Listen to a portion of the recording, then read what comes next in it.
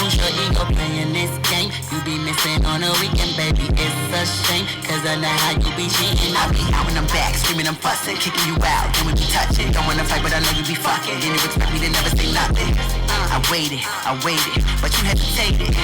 The way that you got me so open, I'm telling you, baby, I hate it.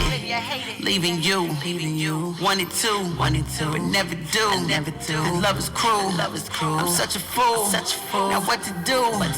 Using my body whenever you need it, like I'll be a tool. Baby, not tonight. No, I don't wanna fuss or fight. I'm just trying to fuck tonight. Oh, baby, not tonight. I'm not trying to play you around. I'm just trying to lay you down tonight. We got issues with you, but do what you used to like before. Beneficial tissue, good on for you. Okay. Yes, I love that. I love that, Aisha. It's dope. Okay. Nice little mix on that. Congratulations, that's hot. Congratulations. Nice mix on that. Okay. Welcome to the Beat 139. I'm Doc. Don Vito, was good. What's going on, everybody? It feels good to be back. It's your girl Kelly back in the building. Absolutely. Let's go. Let's have a good time tonight. We got Aisha Hall here. So we want to welcome, please welcome the hip hop queen from Strong Island, New York, best-selling author, rapper, advocate, Aisha Hall. Thank you for having me. Welcome to the show. Welcome, Aisha. Thank you. So we always start our show off with getting some people background on them and set the stage for the viewers and the listeners about where you came from and how you got here, and and maybe others can relate and learn something from where you came from and your success of today. Yeah, definitely. I'm like mad excited to be here. I heard good stuff about y'all. Oh, thank you, bro. Thank you. I like that. Yeah, right? Appreciate that. What a way to start the show. Always a good thing, absolutely.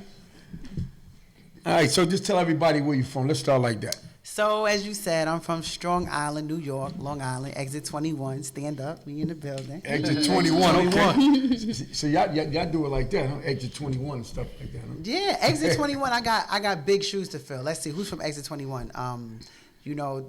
Eddie Murphy, Charlie Murphy. They're from exit 21. Dr. J. Who else? The whole, Flavor Flav and. Chuck D, the whole Public Enemy. Long Island, It's right? Roosevelt, Long Island, yep. Exit 21. Exit 21. Okay. Mm-hmm. I like that. So that's where I was born and raised. All right, So how was it go. like growing up in Long Island? I mean, Roosevelt was lit. You know what I'm saying? At the time that I was growing up there, it was like 98% black. Yeah. And it was a little bit of I want to say like black middle class, but a little bit below that. People lived in houses rather than buildings. That really was a difference. But Roosevelt was definitely Roosevelt, Hempstead, Freeport. It's all kind of similar. It was a lot of drugs being sold at that time. We used to have the Greek Fest there. I don't know if y'all remember. Yeah, I remember the Greek Fest on Nassau Road. Oh, absolutely. Yeah, Nassau. Yeah. So that whole strip right there, that's my crazy. home. Yeah. It used to be crazy. So Roosevelt is Roosevelt. It's the blend between really hood and then a little bit sophisticated, and you have two sides that kind of come together. A lot of people growing up, I'm from Harlem, right? Mm-hmm. Like most people from Harlem, Bronx, Long Island. We think of Long Island more like houses, like suburbs. Mm-hmm. I didn't realize till later in the years that it's just pretty much the same as what we go through in other boroughs, the other 4 boroughs. Oh, the same. 5 boroughs. The same. You have nice areas in Brooklyn, and you have your hood. Same with Harlem. It's the same thing. Long Island. I mean, where I'm from in Roosevelt, the majority of people there, they didn't own homes. A lot of them they rented. Section 8. Mm-hmm. Same thing. Anywhere you have a cluster of black people, it's the same circumstances. Pretty much you see throughout the entire country. But I know you know about that stereotype. Cause I even hear like a lot of absolutely. rappers be like, y'all feel to realize we get it in out here in Long Island. Y'all think of Long Island as such and such. Yeah, because it's we don't live on top of each other. Yeah. It's more spread out. Where in the boroughs you have buildings and it's a little bit different. But it's the same thing. Like my father used to run Long Island back in the day. But He unfortunately was killed. My brother, he was killed on Long Island, right there in Roosevelt. It's violence everywhere. It's the same struggle everywhere. It's just that you do see houses, so you do get to see like grass and, you know, sometimes the visual is a little bit better, but internally, you know, the struggles are all the same. Hey, absolutely. I was getting ready to touch on your father, your dad. You know, he's well known in Long Island. We did some research, and what's his name? Colin Rochester? Colin Rochester, a.k.a. Daddy Prince. Daddy Prince Colin, yes. So let's talk a little bit about your relationship with your pops, you know, at that time. My pops, you know, was like the illest G I ever encountered. Not just saying because he's my father, but that just was, you know, just from people speaking, like even as an adult, everybody I meet, yo, back in the day, your pops put me on. You know, I have those shoes to fill where it's like my father put so many people on, got so many people started, whether it was giving them some money or, you know, giving them some work, whatever it was he was doing, you know, no matter how people look at it, it was still in his mind trying to help. Right. So that's where I got my giving heart from, and the way I give back, I get that from him. You know, he was definitely the most intellectual person I ever met, and he also was, you know, probably the most ruthless person I ever met. Right. You know, he did not, and not just on no ignorant stuff, like on some respect. You know, he carried himself a certain way, and if he was going to be in his presence, you had to move a certain way, or you was going to be dealt with. Like I remember one time, somebody kicked in the door at one of his little stash spots, and he did his own forensics. He lined up some of the goons, had them, you know, tied up, took their shoes off, and was matching the shoe print to who kicked in the door. Wow. You know what I'm saying? Like, this is the type of dude he was. You know? So, but he could also quote you any of the greatest books, you know, and he just was a philosopher. I was raised, you know, in the Hebrew Israelite temples. My father also took us to, he was into the Moorish science. He was into everything you could possibly think of. He just was well-rounded, and it had a big impression on me. Your father was from the islands, right? Yeah, my father was from Jamaica. Jamaica, yeah. Most people named Colin always be mostly West Indian. The same. Yeah. Colin Constantine, Rochester. That's not an island name. I don't know. Rochester. Yeah. So, Aisha, how's the schools out there? Did you attend school there, or did you go to like another borough? No, I went to school in Roosevelt. So I went to Ulysses Bias Elementary School. My grandmother was actually a teacher there. Oh, so really? That should have been nice. Yeah, it was cool. I got a little special treatment, you know. And I went to Roosevelt Junior Senior High School. I went to junior high school there for a little while, and then I transferred to Freeport. So when I was about 12 years old, I started running track at Roosevelt. And I actually joined the varsity team, went to the state championships at 12 years old. I was the youngest person like ever. So just to give you a little background about my competitiveness, I always go hard. I've been going hard since I was a kid, you know. So, but the DNA through your father, the work and aggressiveness, you know, the entrepreneur getting that money. Yes. And the music, that DNA is something. Oh, absolutely. Yeah, my father was an artist. So my father worked a lot with Public Enemy. He did a lot of songs with Terminator X and Chuck D and did a lot of shows. That's how I got my start into music. Right. So I would go with my dad to these shows and I would perform. I'm like 7, 8 years old. And he's like, come get on the mic. And I would get on the mic and just start freestyling, saying anything, but I could go with the beat. Right. You know, and people used to be so intrigued. So that allowed me to like, you know, I wasn't scared. You know? And my father was very popular. Right. So, you know, he told the crowd, listen, I know y'all want to smoke, do all of that. Wait 5 minutes. My daughter coming to the stage. Right. And I would get up there and do my thing. So You the only child? No. It's my parents have 5 children together. And then my father has other children. Who's the oldest? I'm the oldest. Okay. Yeah, they was 16 when they had me, so I'm the oldest. Yeah. How many sisters and brother? So I have 3 sisters. And 2 brothers. One of my brothers passed away. Okay, sorry to hear. So you have a daughter? I don't have any kids. You have a daughter? No kids. All right. So your dad, who passed away first, your dad or your brother? My brother passed away first. So I know that had to be hard on your dad. Oh, yeah. My father had gotten deported. Oh, okay. So my father got locked up on a gun charge years ago. And then it came back later on and they said they were deporting him, even though he had already served his time, et cetera. So they deported him to Jamaica. But he came here when he was 5. So it was a big controversy with him being deported. That definitely should have been a controversy because if his kids and his wife and everybody is in Roosevelt by law, they supposed to really let him stay because the majority of his main family is there. You know, they deport, because I had a family member who was deported as well. You know, but that's in this time with Trump being the president. But you know, back then they were supposed to automatically let him stay here because his wife and everything is here. No, it don't have nothing to do with. That's not the law. The law is you supposed to get your card. They can do that when you don't get your citizenship. They can do what they want. Well, we don't have nothing to do with he had Trump. the citizenship, This don't have nothing to do with right? Trump. No. I know it doesn't have Trump. nothing to do with Trump. You didn't hear what I just said. What I said was it's a difference between then and now. I said now, you know, Trump is just pushing everybody off to where they was born and raised, even if they have citizenship or not. You know, I said back then they was a little bit more lenient as far as when it comes to the paperwork, and when people had the family and stuff, they would work with them and still let them stay. No, but they more was working with people who wasn't committing crimes. If you was committing crimes, they was sending people back. Well, here's the deal. Right. We challenged his deportation because the rule was, my father was only 5 when he came here, so it was impossible for him to file any paperwork. Right. But if your Exactly, parent he's was a a baby. citizen prior to you turning 18, it's supposed to transfer to you. Right.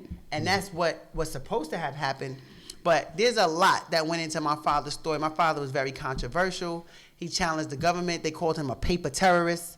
You know, he filed everything you could possibly So file. they found him as a threat. Yeah, they found him right. as a threat. He spoke, you know, about things about, you know, people talking about Illuminati, different Right. things of that nature. He'd been talking about these things way before social media or the internet, and they just had an issue with him. So did they deport him coming from prison, or he was already home? He was actually, they locked him up for a traffic violation. Right. He had already served his time for the gun charge years ago.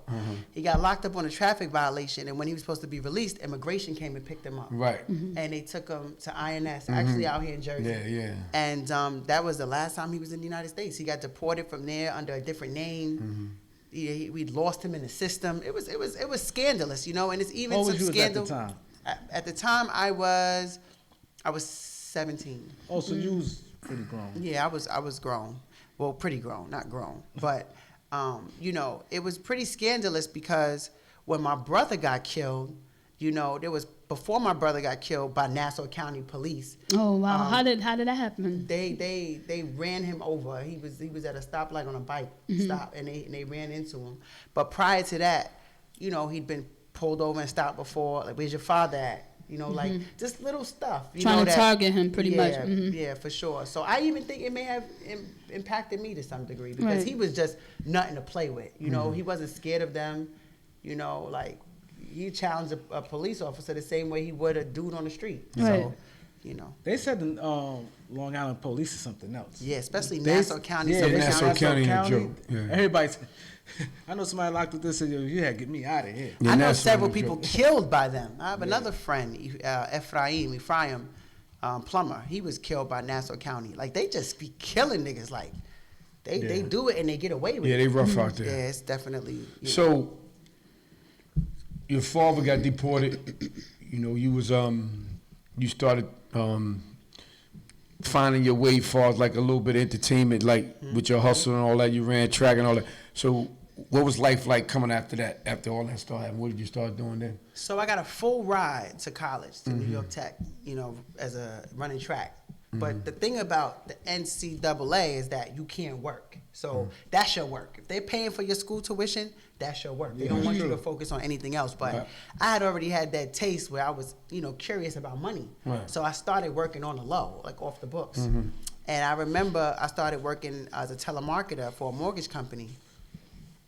And I saw these guys coming in with these, you know, brand new Range Rovers and Maseratis, and they weren't much older than me. And I'm like, what are they doing? I'm on the phone calling people, asking them, hey, you want to refinance your house? And they would give me $50 for every person that said yes, and I would pass them to these loan officers, and that's who was making the big money. So I wanted to know, you know, how do I do that? So I took a job very early on, and it was on commission. And I think my first check might have been like $3,000 or $4,000, and I was like, people wait all month to get this, and I got this, you know, off of one deal in a couple of days. So I was going back to school like, wah, wah, wah, you know what I'm saying? Like, I'm doing this, I'm majoring in this, I'm going to graduate and be in debt if I want to go to grad school. and be hoping to make 50 grand. I could do that maybe a month if I go over here into this field. So I lost interest in school. I dropped out. And I went full-fledged working, in the mortgage field. That's how I started. That was my entry drug into the money world. The work world, right. Right. So when your father was here, you used to getting everything. And so when he left, it was like a little void. Well, you know what? To be honest, my father made a lot of money, but he never really gave us a lot of stuff. You know what I'm saying? He was he thought about everything he did. He never wanted us to feel like handouts. Right. You know what I'm saying? He always taught us hustle. Right. Go do this for me. I give you $10. Prepared you Go for do the this real for world. me. I had to do something to get something. I wasn't given anything. You know what I'm saying? And as I used to get mad sometimes because I'd be like, Daddy, can I have a couple dollars? I talked about that in the interview on the show. And he would always give me $5 or $10, and he's going through all these thousands of dollars. And I'm like, yo, what's up? But this is my money. You gotta earn yours. You know? And I'm glad that he took the time to do that. He's pretty much preparing you for the real world. Absolutely. Because in the real world, they're not handing you nothing. You got to go ahead and get, and you're female, so he's letting you know. Absolutely. You got to get your weight up. All right, so now you done said forget about the college thing and all that. You want to get some real money. You saw the Range Rovers, you saw the Jags and all that. So now where was your mind at after that? I got to get a bag. I got to figure out the fastest way to get a bag because I'm sitting here going to school. It was cool. I had a little boyfriend, and it was like, I want to get my own place now. I don't want to live on campus. I want to get a place. So now you get the place. Now I got to pay for the place. But I didn't want to pay for the place and struggle to pay for the place. So I'm like, how do I bring in more money? You know what I'm saying?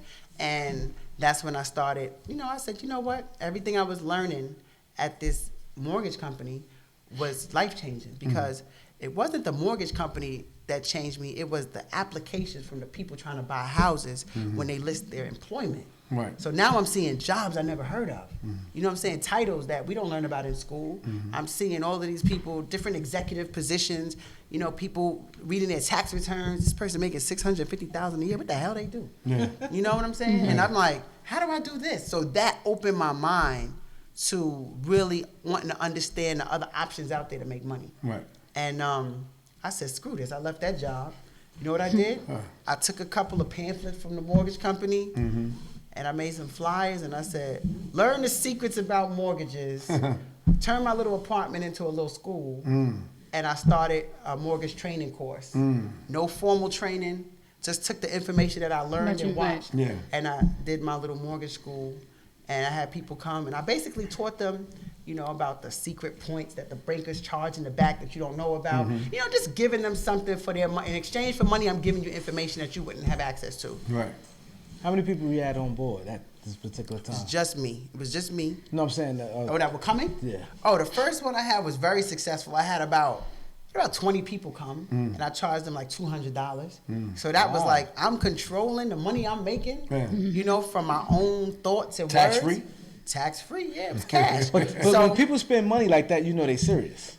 Oh, absolutely, absolutely. Because I'm like, I have all this information. What am I going to do with it? Right. I know it's valuable. Right. And I was very young. I was probably about 19, maybe. So I remember calling my grandfather. My grandfather's my rock. He was present in this program. But my grandfather, I gave him a couple of questions. I said, Poppy, ask me these questions. Don't say you're my grandfather. It'll make me look real smart. So he and then he's like, excuse me. He's asking me, what does ARM stand for? I'm like, hold on, sir. I'll get to the one. So he was holding me down, and people were like, oh, wow. Fake it till you make it. Huh? Yeah, fake it till you make it. And then I did it again, and then I have 30 people. Then I do it again, and I'm like, hold on. Why am I doing this in my apartment? And I'm working at a mortgage company.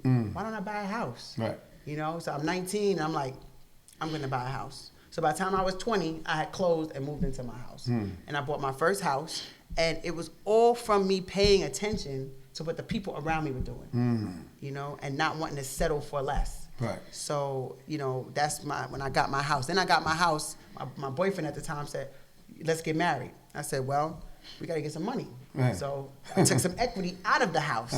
So now this was my first time I had $50,000, access to from there was equity in my house. Right. So I pulled that money out, and then I got married. Then I sold the house, you know, at that time it was who was in office? Crazy man, George Bush. So the housing market was going crazy. I knew it was going to crash. So I said, let's sell the house. Sold the house.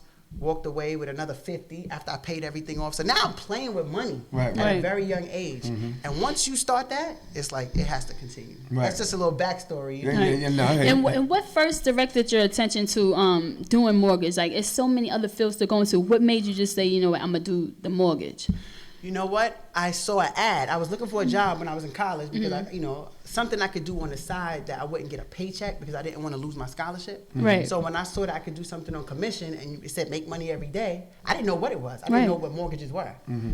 I went to the place and they said all you have to do is call people, ask them if they want to refinance, and for every person that says yes and they start filling out the application, we'll give you $50 cash. You know, as a kid, that was a lot of money. Yeah. You know, so I'm walking away with $150, $200 a day. Right, especially when you got no responsibilities, just free. Exactly. But that's when I saw the people who I was giving the information to making the big money. And I got curious. That's how it happened. Okay. We had some fun. I did the same thing, too. You did? Yeah, you know, I did the same thing. I worked for a company called Palmer Mortgage Bankers in Ramsey, New Jersey. And it's the same thing. They had like a screen, and they give you like a little script. You had to read the little script, you know. So you call up people, ask them, do they want to refinance their mortgage, and stuff like that. And it was the same thing. I started like that, but one day I got on. I'm gonna get back to you.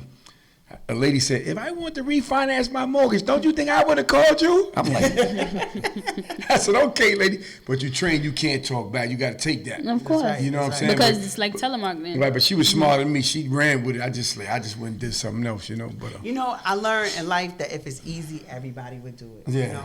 And it's easy to collect a check. You know, you're going. It's a stability there. But you're stuck. You know, I know I'm gonna make 40 or 50 or 60,000. If me and you get the same salary and I outwork you, I get nothing for it. Right. You know what I mean? But I learned as an entrepreneur, you get what you put in. So the harder you go, the more you get out of it. right. So you had that $100,000. So you said, you know, once you start tasting that money, so what was your next move? So I bought another house in Atlanta.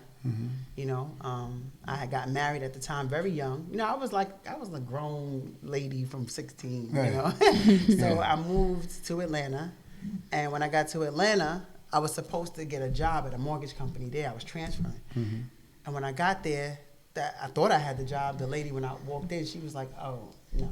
She told me no. She shut me down for whatever reason. And I'm like, I'm transferring. What do you mean? No, it's not for you to say yes or no. I'm transferring. Right. I just did a whole move, like. She said no.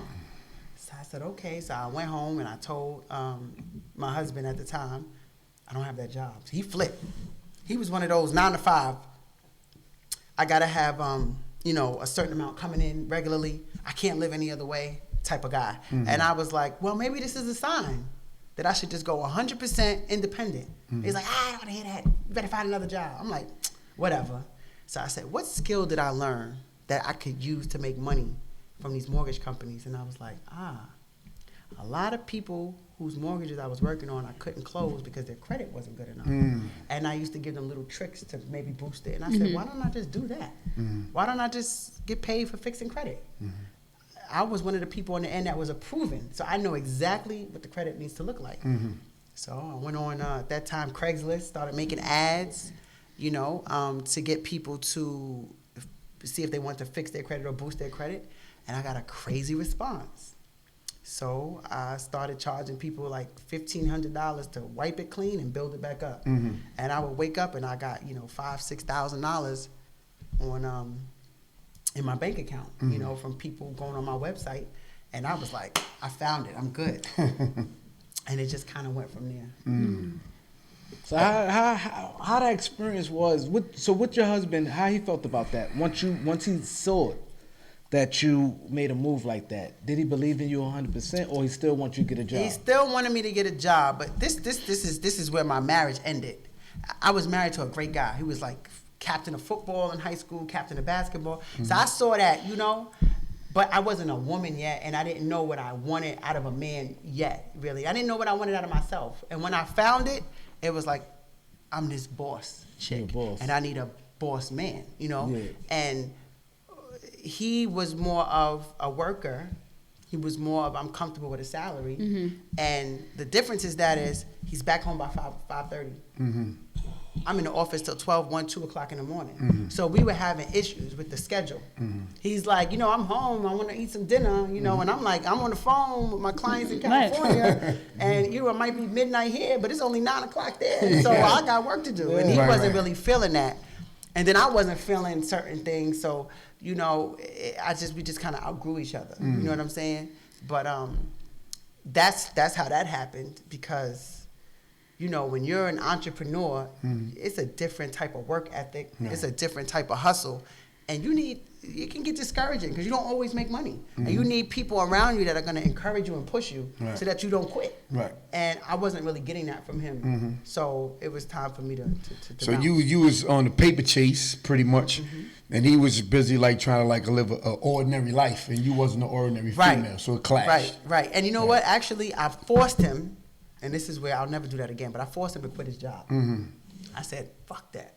You coming with me to this office, and we're going to be partners, and we're going to build this little empire. I don't care what you're talking about. And I forced him, but it wasn't really him, so he wasn't really happy. You know what I'm saying? So when you forced him, he was aggravated. He was aggravated. I know what I'm doing. He did it on the strength of you. He did it on the strength of me, but it wasn't really working because that's not really what he wanted to do. So let me ask you this. At this time, when you forced him to quit the job, what was your numbers like at this particular time? I was probably doing, on average, honestly, probably about $7,000 to $10,000 a month in credit repair. Right. And I said, I can double those numbers if you work with me. Yeah, right. But instead, I ended up having to go and get someone to come and work with me.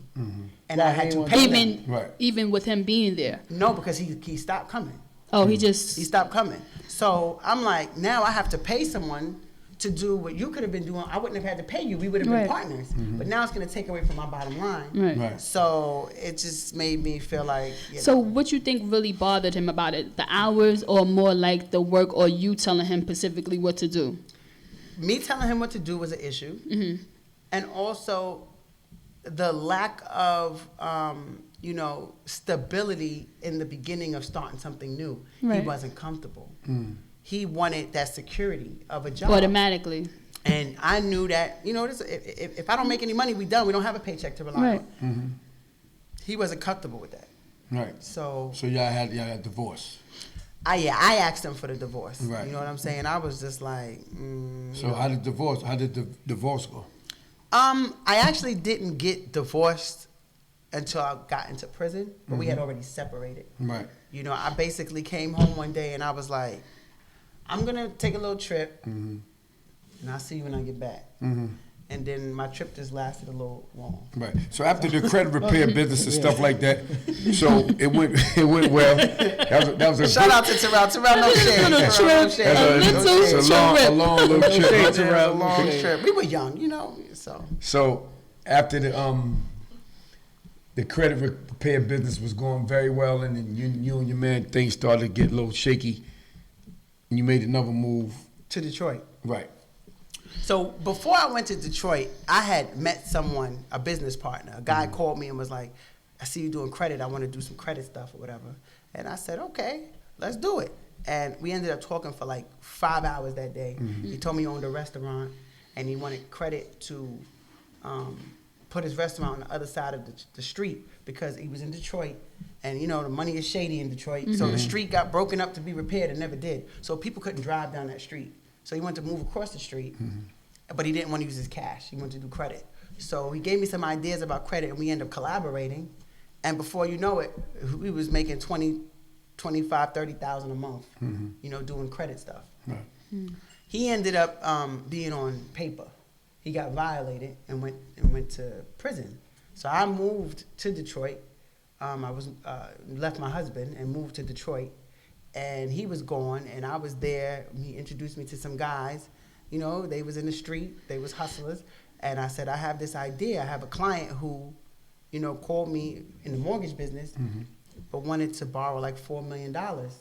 And I said, I don't have anybody to give you $4 million. Like, what you want so much money for? And that's when he told me about trading, and I got curious. So I had an idea, and I said, what are you going to do with this money? He said, well, really, I need to just show I have the money. I don't really need it. But if I did it on a loan, I could have it in the bank and show it. I don't have to spend it. So I got curious, and I said, so really all you need is the look to do these trades? Let me find out more about these trading platforms and what are these commodities? And I did my own research. And when I moved to Detroit, you know, I started to put a team together. I said, I have an idea. I know that people are in this trading business who don't actually have cash. They just need to look like they have cash. And I can make that happen for them if y'all get down with me. And the story went from there. So the guy you moved to Detroit with, y'all were just business partners, or you was in a relationship with him? We were business partners, and then it evolved into other things. You know? Oh, okay. Yeah. So how long that lasted before he went to prison? Not very long. Most of our business was on the phone, but by the time I moved there, he was already gone. So he had already gotten violated. I didn't know he was going to be there that long. You know, I thought he was going to go in and go to court and come out. I didn't really understand the system, but he didn't come out. So why didn't you come back home? Why did you stay? Because I had already made up my mind that I wanted to, you know, go somewhere where I could just do the things I wanted to do financially and not have to worry about somebody questioning my risk. I wanted to take risks, and I didn't want to hurt anybody else in my risks. So I wanted to be able to, if I made 10 grand and I wanted to spend 9,500, I didn't want to have to answer to anybody. I wanted to take those risks on my own. So you left Atlanta, you sold your house, or you just? No, actually, I didn't sell my house. My husband at the time stayed at the house, and I left. And I said, okay, so, you know, I'll pay for the house and all of that, because now I start making money. So about after 2 months into that business, actually, I'm going to tell you what happened. So Chris, the guy that I had moved there that I knew, he was locked up and we was on the phone. And I said, guess how much money I got right now doing what I was doing. He said, I know you probably got like 200 or 300 by now. And I was like, hold on. And I said, I'm about to call from my other phone. And I called the bank, and it said, enter your account number. I'll never forget it. Into my account number, and it said, your available balance is $1 million. He said, what? He's like, yo, you gonna get me written up? He's screaming. He said, I can't believe it. I said, me either. You know what I'm saying? And then every month it was just more, you know? So how I felt you come from Long Island to Atlanta to Detroit at a young age, and you hear the words $1 million. It's not like you hit a Powerball or anything like that. That's your hard work. Yeah. And You cried? Nah. Let me tell you, I was poisoned. Let me tell you why. The documentation that I was giving these people that they were paying me for stated that they were worth 50 million, 100 million. So every day I'm seeing these numbers. So when I made my million, I felt like I ain't have shit. Oh, okay. You know what I'm saying? Because I'm seeing, you know, 9 digits, Maybe 8 stuff you all already day. used But they not really every worth day. that, though, right? They're not, but it's still a visual. In the You know what I'm mind. saying? Yeah. And even though they weren't worth that, when they got into the trades, they could make 30, 40, or $50 million. So we were constantly talking about these crazy numbers. So they were already, my brain had already started absorbing those type of numbers. So by the time I made my first million, it was like, I'm trying to make 100 million. I was trying to make the numbers that I was seeing every day. Right. You know? So as a young woman, and you see $1 million, you didn't go out and splurge. Hell no. I did not. First of all, I didn't splurge because I couldn't believe it. And I'm like, I'm not touching this in case they ask for it back. I didn't want to be responsible for that kind of money. And believe it or not, that's how I popped. I had a client, I actually charged them $1 million to show $1 billion on paper. Now, this is BS. They don't actually need this money. You know what I'm saying? But I'm showing $1 billion on paper. Charge you $1 million. And I had this investor who said, yeah, I can actually put them on my real account. So I got excited. They never did it. So I had this money that was sent to me, and I was supposed to give the guy that was supposed to put them on $1 billion half of that, 500,000. He never did it. So I'm like, damn. So my client is like, you know, do you have the paperwork for me? This is before I did anything shady. Right. I'm like, I don't have it. He's like, but you got my money, so give me your lawyer's information, and I'll give you my lawyer's information, and we can start this lawsuit process so I can get my money back. I said, wait, lawsuit? No, I'm gonna give you your money. He said, you gonna do what? So I'm gonna give you your money. So I found out in that industry, once you pay, it's done. Right. It's very difficult to get your money back. So when I gave him his money back, it was like my phone went crazy because now there's somebody trustworthy in the business. Right. And everybody started coming to me because now it's like all the people who wanted to get in that business that could not afford it or could not show it now had somebody who not only could provide that for them, but if it didn't work, You pay 'em back. would pay You him still back. But why did he feel that he wasn't going to get the money back from the beginning? Because I guess he tried this other times and he'd taken losses. Right. He already had the process down. All right, we're gonna start like that was just what he was used to Right. doing. And I was like, wait, hold up. I don't want none of them problems. And this I'm is gonna give you still money. Right. with you having the investor, correct? Right, Right. right. But the investor just kept not working out right. Right. So I kept having clients send money. We have issues. I send money back. And then finally a client was like, yo, like, I don't want to wait for this process. Just, you got the actual documentation. Just let me use it. Let me put my name and my information on that account. And I was like, you know what? You're right. He said, I'm going to send you, I don't remember, 150 or 200 grand. And he sent it. And I sent the paperwork. And that was that. You know, that's how that went. So you was playing with a lot of money. Lot of money. So where was your headspace at that time? So now you playing with all this money. So was you thinking about buying some more houses, flossing, or I mean, you got to be thinking that. Then what's my next move? You know, and I know this sounds crazy, but you know, I'm a big team player. And I don't like being the only one with a big bag. So my main focus was making sure that my team ate. So I was constantly doing different things to put them in position to eat. I bought 75 houses. I bought warehouses. I was buying tractor trailers. I was doing so many different things to diversify. I bought a club, you know, and I was putting everybody in position. You run that over there. You do this, you know, Right. legacy houses, legacy commodities, legacy investors. I was just diversifying, you know, and I wasn't really thinking about splurging. I was thinking about More the getting to that business 100 outlet, million I right. kept thinking about. Right. You know, I'm in the office till 2 and 3 in the morning every day. I didn't have time. Right. You know, but I also like to be, you know, taken care of. So Right. I would have people drive me, you know, shopper, you know, stuff like that. Yeah, the Little driver. stuff. Yeah, sometimes, not all the time. But, you know, I would travel. You know, I would call like luxury Bentley, have them pick me up from the airport. Subtle boss stuff. Right. You know what I Certain mean? things you would treat Yeah, yourself to. certain things I treated myself to, but I also treated my team to it. So how was your husband? He knew you was getting money like this? No, so this is the movie stuff. I'm giving y'all the exclusive. We right get the exclusive. So actually, he did not know. Actually, and he probably remembers this. It was terrible. I was pushing for this divorce, and because I liked Chris, Right. but I was married. Right. But Chris You know? in jail. And Chris is Chris the is in one jail. in Detroit that you first But went to Chris the Detroit one who with. really plugged you to be in this position. He plugged me. Yeah, he definitely plugged me. He helped me a lot. I mean, he was away, but you know, he would give me advice. He would tell me different things. Oh, so you stayed know, in communication with Chris? every day. So he ain't want for nothing in prison. Nah, he actually he actually worked it out with the chaplain and ended up buying a whole music studio for the people who had life that had nothing to do. They had a mic, they had the keyboards, they had, you know, Christmas, he bought like 1,000 bags to make sure everybody, you know, he was good. You know, he always had like 15, 20 grand on his books at all times. Right. Did you ever think, like, any time during your career that being that your ties with Chris would ever tie up with the money, as far as like police thinking maybe, you know, you guys did something, you know, thinking that? illegal? The police, the Oh, people that's who's definitely locked what him up, any type happened. of ties with that.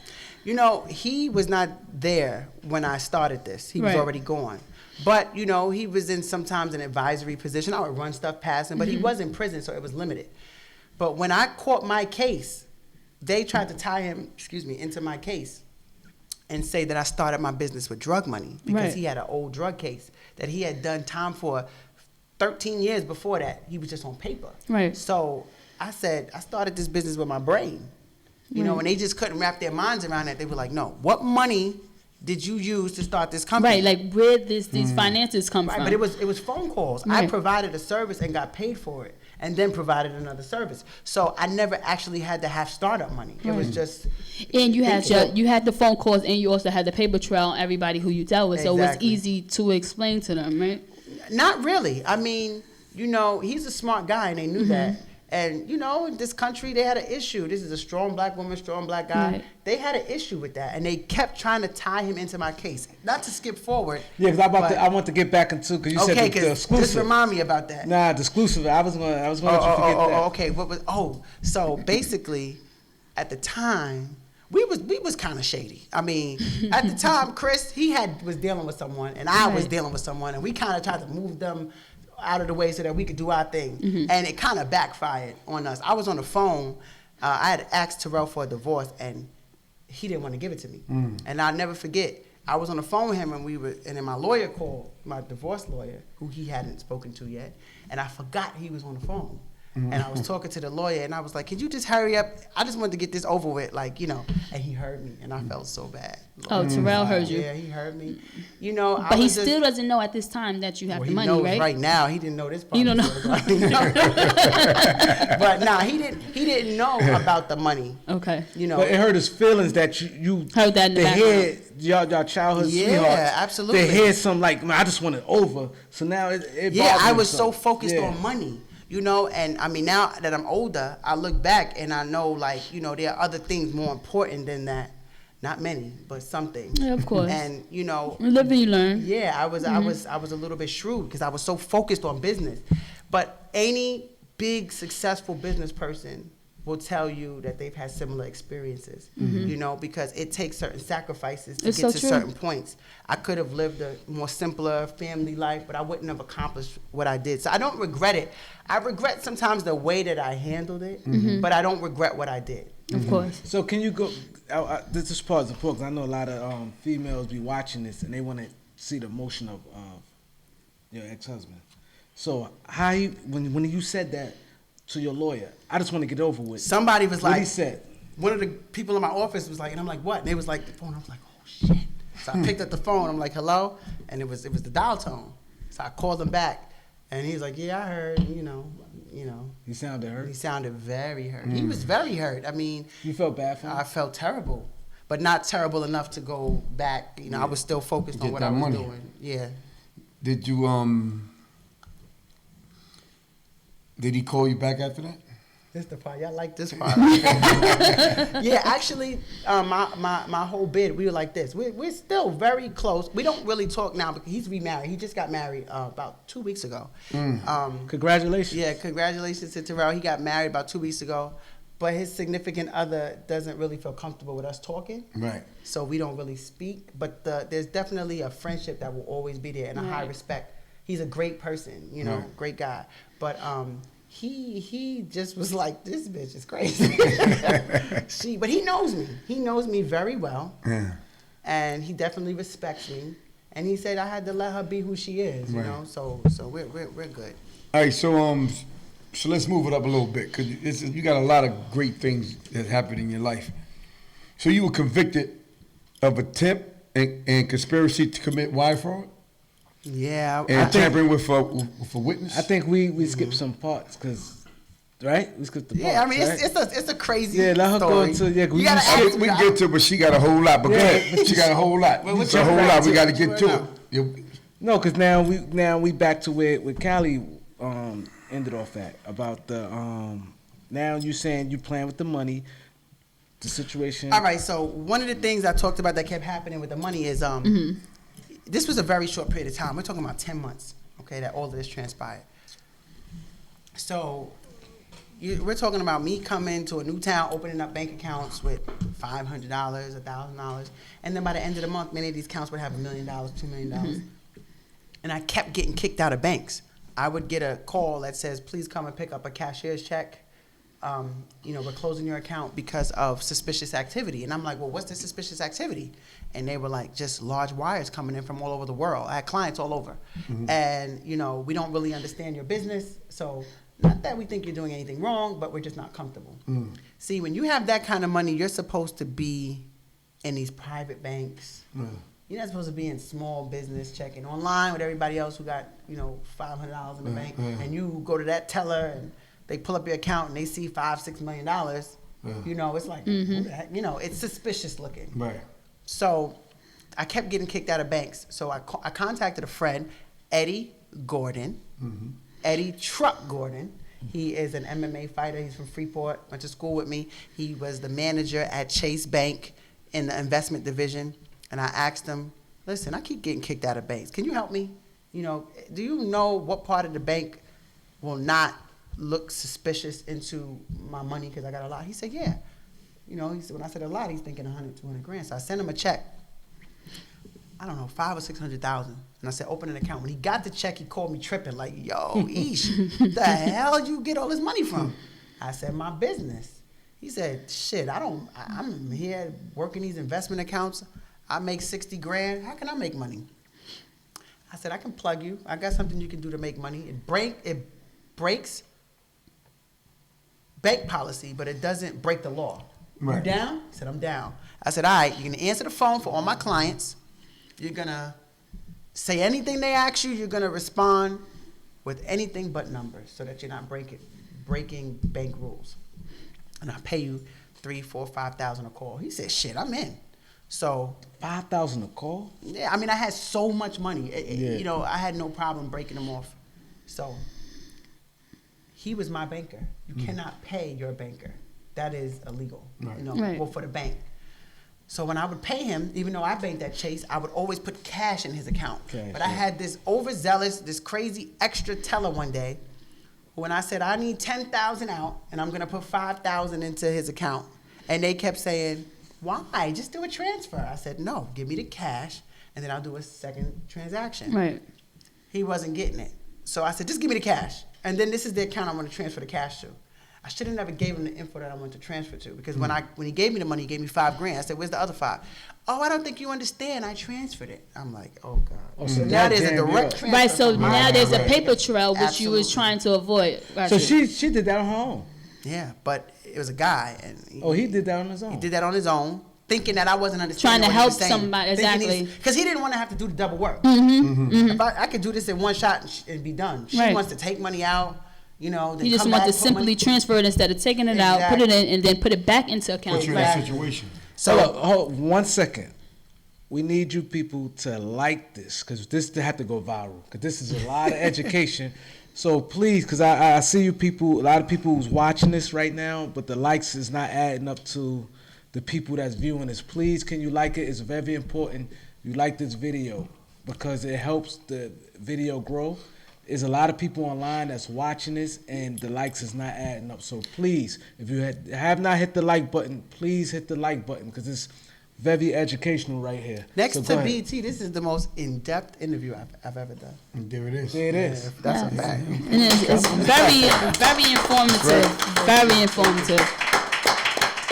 Yeah, because being that you brought BET, when we went to the 40/40 Club and we watched the premiere, and I was like, wow. They cut so much This out. girl here ain't no joke, man. They cut Yeah, so so much you able out. to give it up now, though. Yeah, and you know, obviously there's been talks. You know, I'm getting calls. People Yeah. want to do like my life story.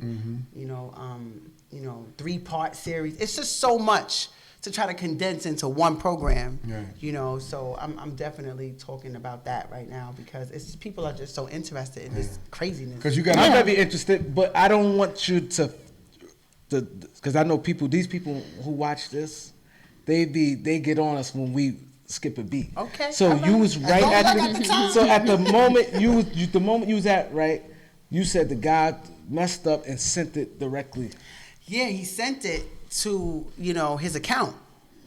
So I didn't hear nothing about it. I'm like, well, maybe nobody would catch it. Then he kind of disappeared. The guy, Eddie. Oh, the guy, Eddie. Yeah, he disappeared. He disappeared. You know what I'm saying? And I'm like, and then he would call, I'm on vacation. I'll call his phone. I'm on vacation right now. Please leave me a message, blah, blah, blah. And weeks had passed. And then all of a sudden he comes back on the scene and he's like, yo, I was on vacation and I lost my job. And I'm like, oh God, why? He's like, you put money in my account. But it's okay. I'm gonna tell them, you know, we did go to high school together. I borrowed money. You borrowed money from me a long time ago and you was just paying me back. Right. I Because said, it was "Whatever just you one say." transfer. Right. I said, whatever Only you said. 5,000. Well, no. After that, they went and looked. Now you can see other transfers. I see what you're saying, because Oh. now they're see looking the at the cash. consistency The of cash. the money Right, that's been right. just automatically just put in there, not transferred, but just automatically put in an account. Right, right. So now we're exposed. Now they see this, and now he says he lost his job. So I said, fuck your job. Let me tell you something. You don't even make 100 grand. You're so smart. I'm always looking to expand my team. I'll give you 200 grand. You can work for me. You didn't break the law, so you're not going to jail. So and I was a little bit cocky with it because I had so much money. I'm like, $60,000, $70,000 job. You come work for me. But I didn't know that these were Secret Service recorded calls. He had already flipped. You know what I'm saying? So I didn't know that at the time. So the first thing I do is say, I'm coming to New York and I'm going to give you some money. I know you just got married. I know you got a mortgage. I don't want you just, messed up over this, so I'm going to come. And he said, meet me at the diner in Freeport on Merrick Ave. And I went and met him there, and I gave him some money. He was wearing a wire. You know what I'm saying? I didn't know. And fortunately, I didn't talk to him about anything crazy because he could have got me in a lot more trouble, you know. But the first thing I said to him was, between me and you, I never asked you to do nothing illegal, right? And he would never answer me. That was like kind of a hint. Right. So there was some things that came up.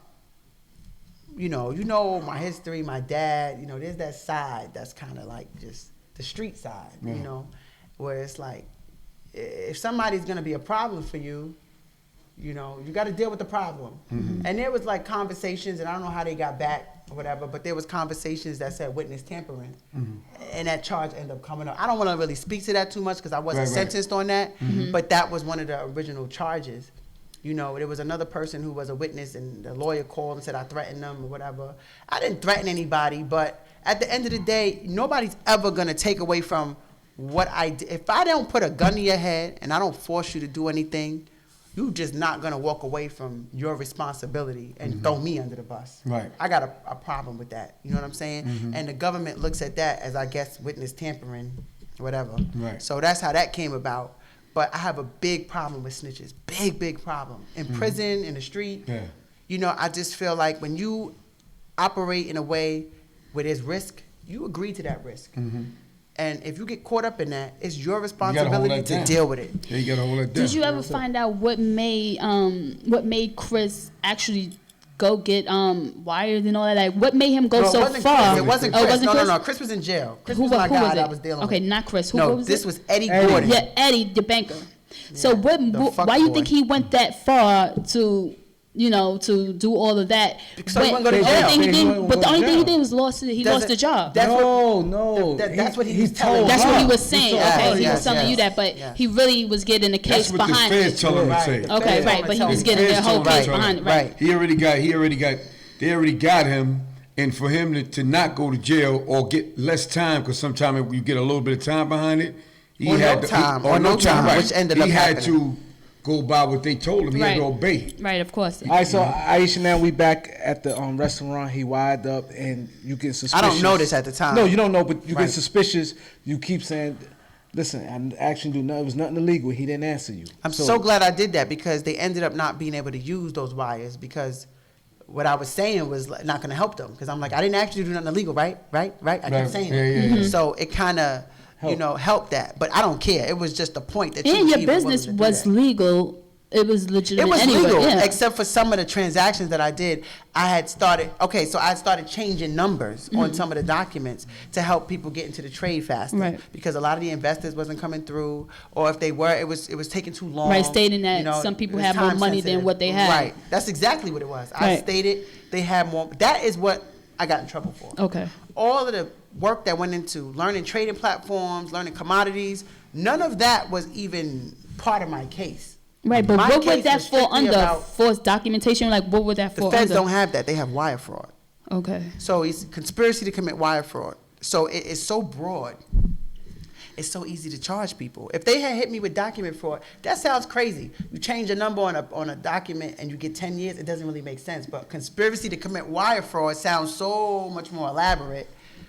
So it justified in their eyes, I guess, giving me all that time. Right. So, okay, now you leave the restaurant with him, you go back to Detroit, right? Yes. You ain't get locked up right then. No, and actually, who was with me in the restaurant was Terrell. Because even though me and Terrell wasn't together, he was still like I trusted him. He rolled with me, and I made sure financially he was good. Right. So, I needed to make this trip, and Chris was in jail. And me and Rel was still like this, so he came with me to the restaurant just to make sure I was good, So he still have no idea about no money at Rel, right? No. Not at that time, no. It wasn't until when I waited for a check for like $4 or $5 million from the bank, and the bank said, you know, we're gonna mail it to you. I said, no.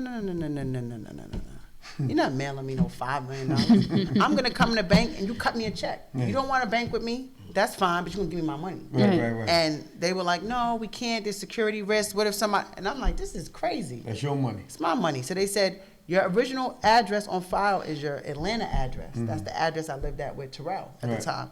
And they said, we're going to overnight the check there. And are you home? I said, I am. I am, actually. They didn't know. I wasn't. I was in Detroit. So I went and got a lawyer, gave him some money, flew to Detroit. Flew to Atlanta, knocked on the door. And Terrell was like, oh, what's up? You know? I'm like, no, I'm not back here. But I am waiting on some money to come. He said, how much? I said, it's a good amount. It's a good amount, right. The lawyer didn't know either, because he gave me a price. I said, what do you charge to fly one day with me to Atlanta? What is your fee? Your fee, you know, shouldn't be contingent upon what I have. What's your fee?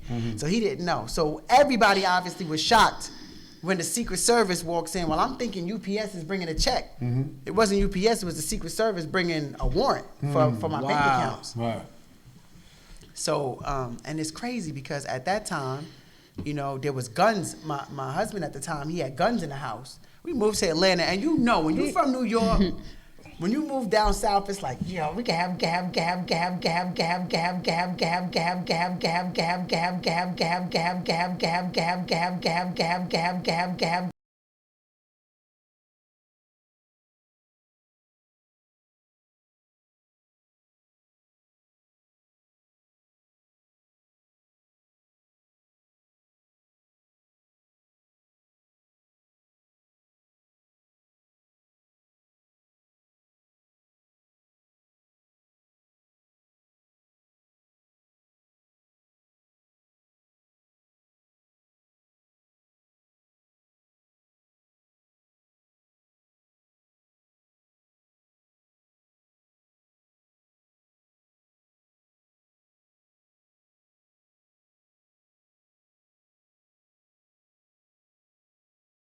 here. He had a 1 to 10. That's how they do in Georgia. Wow. So when they didn't find, and I gotta tell y'all this. You know The Secret? You familiar with The Secret? Yeah, absolutely. I wrote a check to myself for $1 million way before I knew about any of this. And I put it on a computer in that house. Before I left and all of that. I forgot about it. When they came and searched the house, they found that check. And they're like, Ms. Hall, what is this? And I was like, oh shit, it worked. I wrote a check to myself for $1 million. And here I am back, you know, a year later. And I really. That's what they did in The Secret. And I did it, and it worked. It worked. It worked. I just had to share that Speaking because it's real. I swear Absolutely. it really Universe, worked. Yeah, it really did. I believe it. Yeah, so that's how that happened, and you know. It just went from there. So now, what happened after that? Do you want me to keep going? Yeah, yes, please. You the star. Please, this is very interesting. Excuse me, Vito, I need to see. So what happened after that? They didn't arrest me. They arrested Terrell. He bonded out the next day. But I went back to Detroit and sat down with my team, like, what are we gonna do now? You know, they done seized all the money, millions of dollars gone, done, over. I don't have a penny to my name. I had about maybe 30, 40,000 because I had cash, but that was it. And I got this office, I got this team who I'm responsible for, and I'm like, damn, you know, what am I gonna do? And Chris called me and said, yo, I was sitting in the cafeteria in jail, and I overheard this guy talking about getting gold in Sierra Leone, in Africa. He was talking about pennies, you know, little bit here and there, 3,000 or 4,000 worth. But the way you move, you know, you turn that into a lot. So I'm like, so I had my cousin Nadia, who was actually on the show, the girl with the ponytail, light-skinned girl. I said, do all the research you could do and find out everything about this gold trade. I went in. And make a long story short, I ended up sending some guys to Sierra Leone, and we bought gold, kilos and kilos of gold, and turned, you know, a small $60,000, $70,000 investment into $1 million and change. Now, mind you, this is after they took everything from me. So they like, this bitch is crazy. So now she done lost all these millions, and here we are a couple of weeks later, and she's back in the M's again. You know, because now I figured out the formula. You buy low, sell high. Doesn't matter what it is. I look around the room, I'm like, okay, this is, concrete or wood, that's sold. This is plastic, that's sold. This is paper, that's sold. You need trees to do it. All of these things are commodities that are bought and sold by the thousands and millions of metric tons every day. So I always knew that I could try to squeeze myself into some type of deal, and it worked with the gold. And here I was again, making, I was in the M's. And that's when the feds was like, all right, we're going to take this bitch down. And that's when I ended up getting a charge that went from that civil case when they arrested my bank accounts to them now putting out arrest warrants for me. Right. It really was a hater move. But yeah, that's what I understand, because wasn't the case over once they took all the money and seized everything? It was a civil case. It was still open. It was still open. Yeah, it was a civil case. Okay. Like they were suing me and they took my money. When the government sues you, it's a U.S. civil case. United States versus Aisha Hall, civil court, not criminal court. Okay. I was on the bus when they remanded me to come to court, and I was going to MDC Brooklyn, and the bus got pulled over by the Secret Service, the U.S. Marshal bus. The Secret Service pulled them over. I was in the cage. I'm the only girl, and all the guys are on there. And they pulled the bus over, and they asked for me. The U.S. Marshals was like, what the hell? Nobody pulls over the U.S. Marshals. Right. It's the Secret Service, and they asked for me. I'm like, so they on the bus like, Ma, you a terrorist, dude. And I'm like, I don't know so I don't like to let people see me down. I did have some tears falling because I'm scared. I'm like, the hell? Right. So Stopping the whole bus. Yeah, like, so what? they put me in the truck with them, and they was like, you just had to go to Africa, huh? And I'm like, is he serious right now? And they followed the bus to MDC, same place. I could have stayed on there, but he wanted to talk shit. He was like, but now you're going down. Now you're not the boss lady no more. Right, boss lady? Right, boss lady? They kept calling me boss lady, being funny. And I was remanded, and I've been locked up ever since. Right. So you got sentenced to 126 months. And the feds, share this with the people. In the feds, they count as months. So 126 months is 10 and a half years. For those. So she got sentenced to 10 and a half years in federal prison. And when you get sentenced, you do some math in your head real quick. Because you get sentenced and you're like, wait, 12 months, 12 months. Yeah. And The feds do months. You got to calculate that I'm shit. like, wait, hold up. 126, like what? Because when I was in there, when they sentenced me, I'm like, give me days. Don't you tell me want to months. hear the time. 120 months, right? You want to hear the time. Like, what the hell is that? Months. So when he broke it down, he see me struggling with the math because I'm like, I got to be making a mistake. He's like, 10 and a half years. Like, let me break it down for you. And it's funny now, but it wasn't funny then. Oh, man, that was the craziest day of my life. A life sentence. Yeah, definitely. For a woman, it can be a life sentence. I don't have any children. Depending on your age, they can take that from you. You know what I'm saying? It was definitely unexpected. My lawyer said I was going home that day.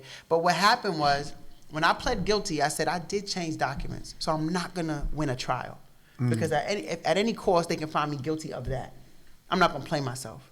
I'm gonna plead guilty, but what you're accusing me of, I didn't do. They were saying that I had all these victims. No, if you come to me to buy money, you can't buy documentation. You either have the money or you don't, or you borrow it. You weren't borrowing it from me, so you're buying documentation that says you're worth more than what you are.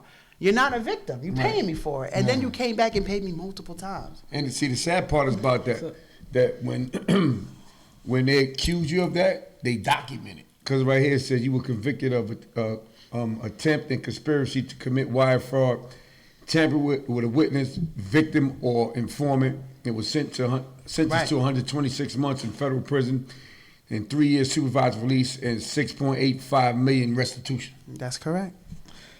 So you still paying restitution? Every month. Damn, 6 point. Damn. And you know what? Almost $7 They million. fabricate Now, stuff too, hold though. on. This is the worst part. They seized from that money that was seized did not get applied to that Right. restitution. They took that. So they took that and now I have to pay it See, again. that's bad. That That's did. bad. That should have been applied. You They taking took $4 or it, yeah. $5 million. So if I were to give them any benefit of the doubt, just for argument's sake, my restitution should have been $1 million and change. It should have, yeah. Not 6.8. So what happened? If I have all these victims, why y'all good United States didn't take that money and give it to the victims? Right. They kept it. So and let me then ask told you, me I have to your pay lawyer it ain't again. trying to fight it? You still trying to fight that?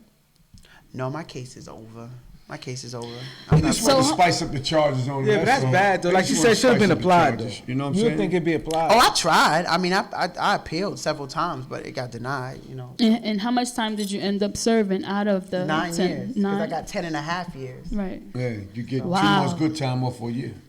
Yeah. So, But so then they didn't even try to lessen your sentence, being that it was your first attempt. nah, It's they the don't- feds. nah, There's they no don't do such that, thing. Kelly. Dang, 9 It's years. the feds, it's the feds, baby. They don't play Yeah, like they this. don't Ain't do the that. state. Let's make a deal. Yeah, do you that ain't gonna get a time. deal. You gotta tell on somebody. Yeah, do You that ain't time. telling. You doing all that. Right. So how do you felt as a female at that age, being in federal prison?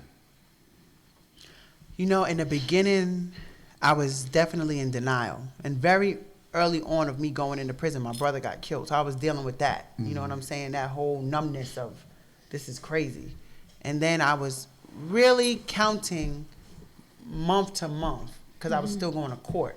So, you know, in prison, when you go to court, you living from court date to court date. Yeah, You're not yeah, really true, like yeah. looking at your out date because Yeah. you still have, you thinking in your mind something might happen. Right. You Xing your days out to see Right. when It your wasn't court date until comes 2 up. years after I was in MDC when I transferred to Alderson, I was like, yo, I'm really here. And my friend actually today texted me a prison picture, and on the back I was like, she took a picture of the back, and I said, I'm really here. I can't believe it, you know. And that was when I got to Alderson, and I was like, I'm really in prison. This is, I'm gonna be stuck here.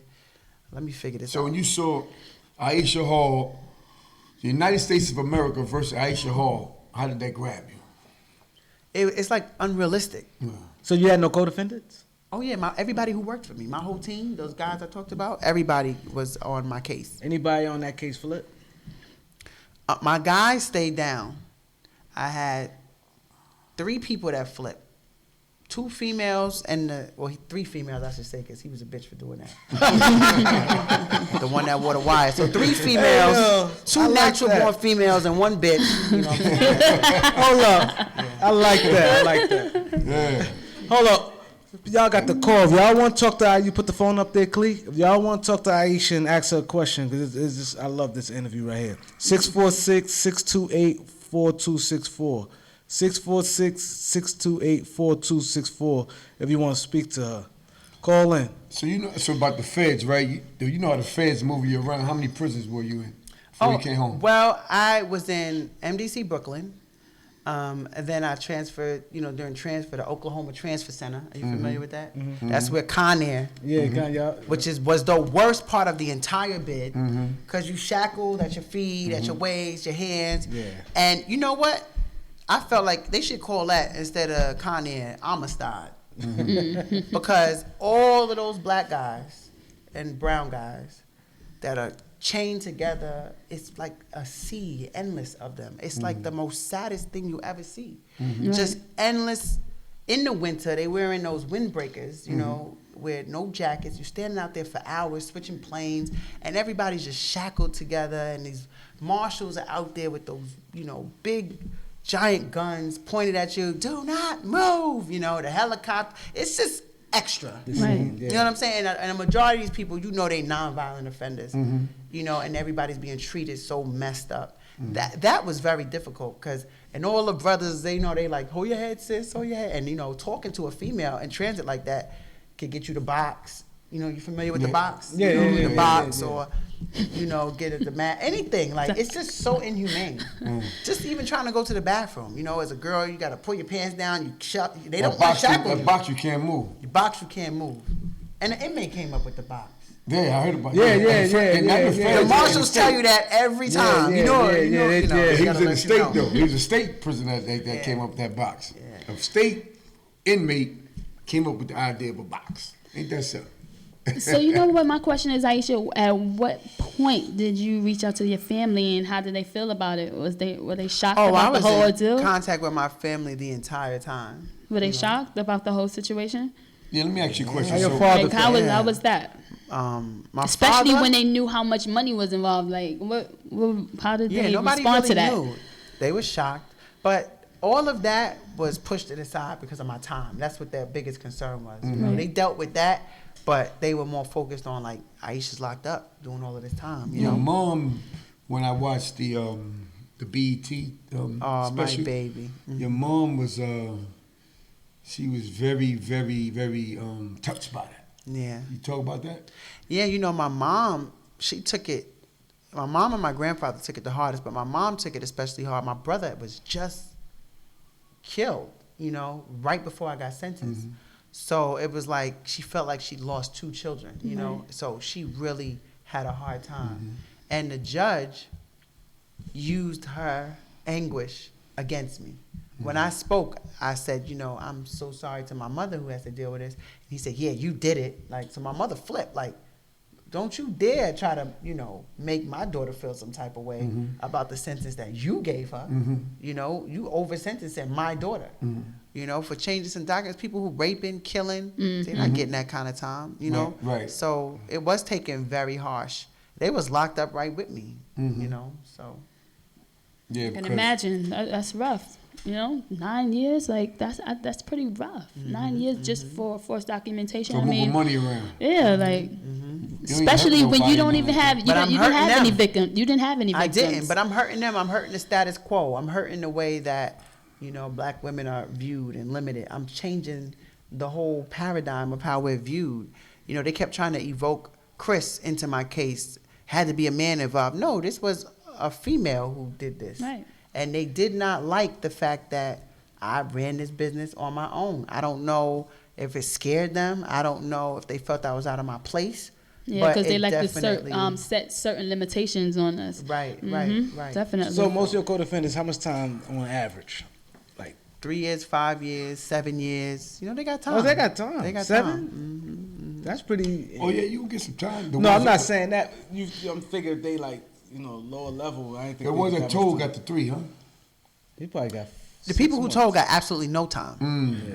They got probation or the case dismissed. So they got no time. So you was in Alderson Federal Prison camp. I was in And, Alderson. it was for women, AKA Camp Cupcake. they call it? AKA Camp Cupcake. And- Martha Stewart gave it, Yeah, gave it that the name. prison house famous female inmates like Martha Stewart, Lynette Squeaky Foam, Billie Holiday, and Elizabeth Gurley Flint. Yes, yes. And actually, Asada Shakur was there for a very short time. Back when, but at that time when she was there, the prison was segregated. It was actually one of the only federal prisons that segregated, their inmates well into like the late 70s. They kept the whites and the black inmates separate. And she was there before she transferred. I think she escaped from Lexington. I'm not really sure, but she transferred to another prison, but she was there first. When you went to prison, did you know anybody there?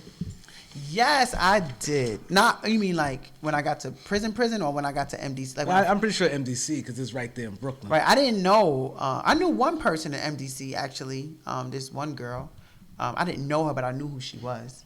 But the first person that I met there was Shelly Santu. I walked in, I had a weave, and they was like, "You got to take your weave out." And I'm like, I just got it done. That's not possible. And you know what I'm saying? She came with a damn letter opener. And like, you better, I was like, it's sewn in, I can't. She was like, you can't go upstairs until this is out. So you go, and nobody, you know what a holding cell is like, you need the hell out of there. So this one girl helped me cut it out.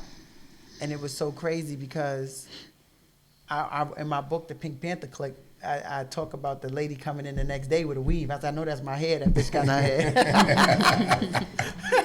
Nice and fresh, Sold it just in, got it That fresh Indian. in. You're like, cut that thing right, please. So since you mentioned the Pink Panther Clique, what is the Pink Panther Clique, and can you get into that real quick? Absolutely. The Pink Panther Clique is so dope. It is a group of women. Actually, the Pink Panther Clique the idea came from Jamila T. Davis.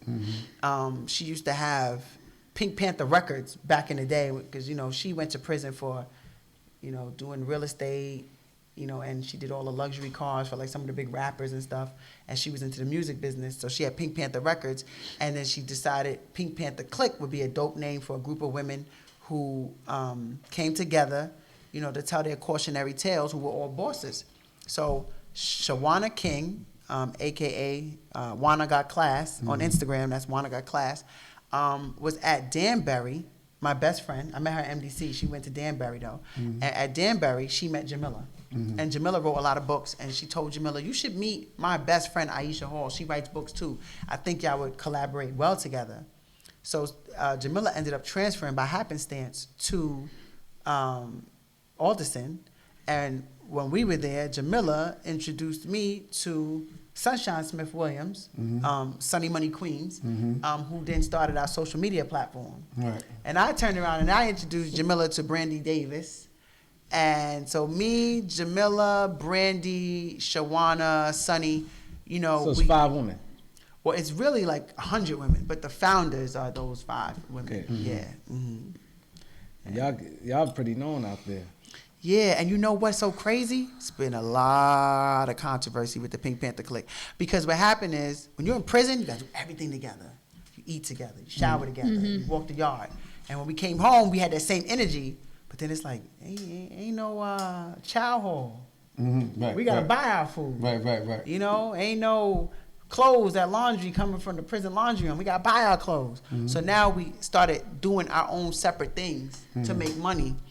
And some of us were over here, some of us were over there. Then there was controversy about, well, did you forget about the sisterhood? No, did you forget about? But it was like that sisterhood in prison is different than life out here. People have children. Your sister is your priority in prison. That's who you make sure eat. That's who you make sure is good. You know, if in the real world, you make sure your children are good first. Yeah, but so you many don't have different that in there. responsibilities. So there was some of that. That got a little to the left, and it's cool now because it's all coming back together. And we've been approached for like reality shows and all of that. So it's a lot of good stuff going on with the shout out to the Pink Panther Clique. And Shout out. all of y'all successful in your own way. Oh, absolutely. So, Yeah, all of y'all successful in your own way. All y'all from New York? All of us are from no. I'm from New York. Jamila's from New York. Shawana's from New York. Sonny from New York, right? Sonny's from New York. Brandy is from Detroit, and she lives in Atlanta. Nice. So So 4 out of 5. 4 out of the 5 is from New York. But she might as well be from New York. She come here, she know her way around. But yeah, and it's dope because we've been such a, you know, the core is we've been such an example to so many women. And we talk about how women can't get along and all these different things. And we was like, that's not us. And then for us to come and have any type of craziness, it was like, wait, we got to reel it all in because people believe in us and we got to keep that at the forefront. So You it's keep cool. that same We all energy. came together at the premiere, and it was just so dope. Not only us, but people I was locked up with from all over the country flew in and came to that event, and we just had a great time together. So you know what I like nice. about the Pink Panther Clique is that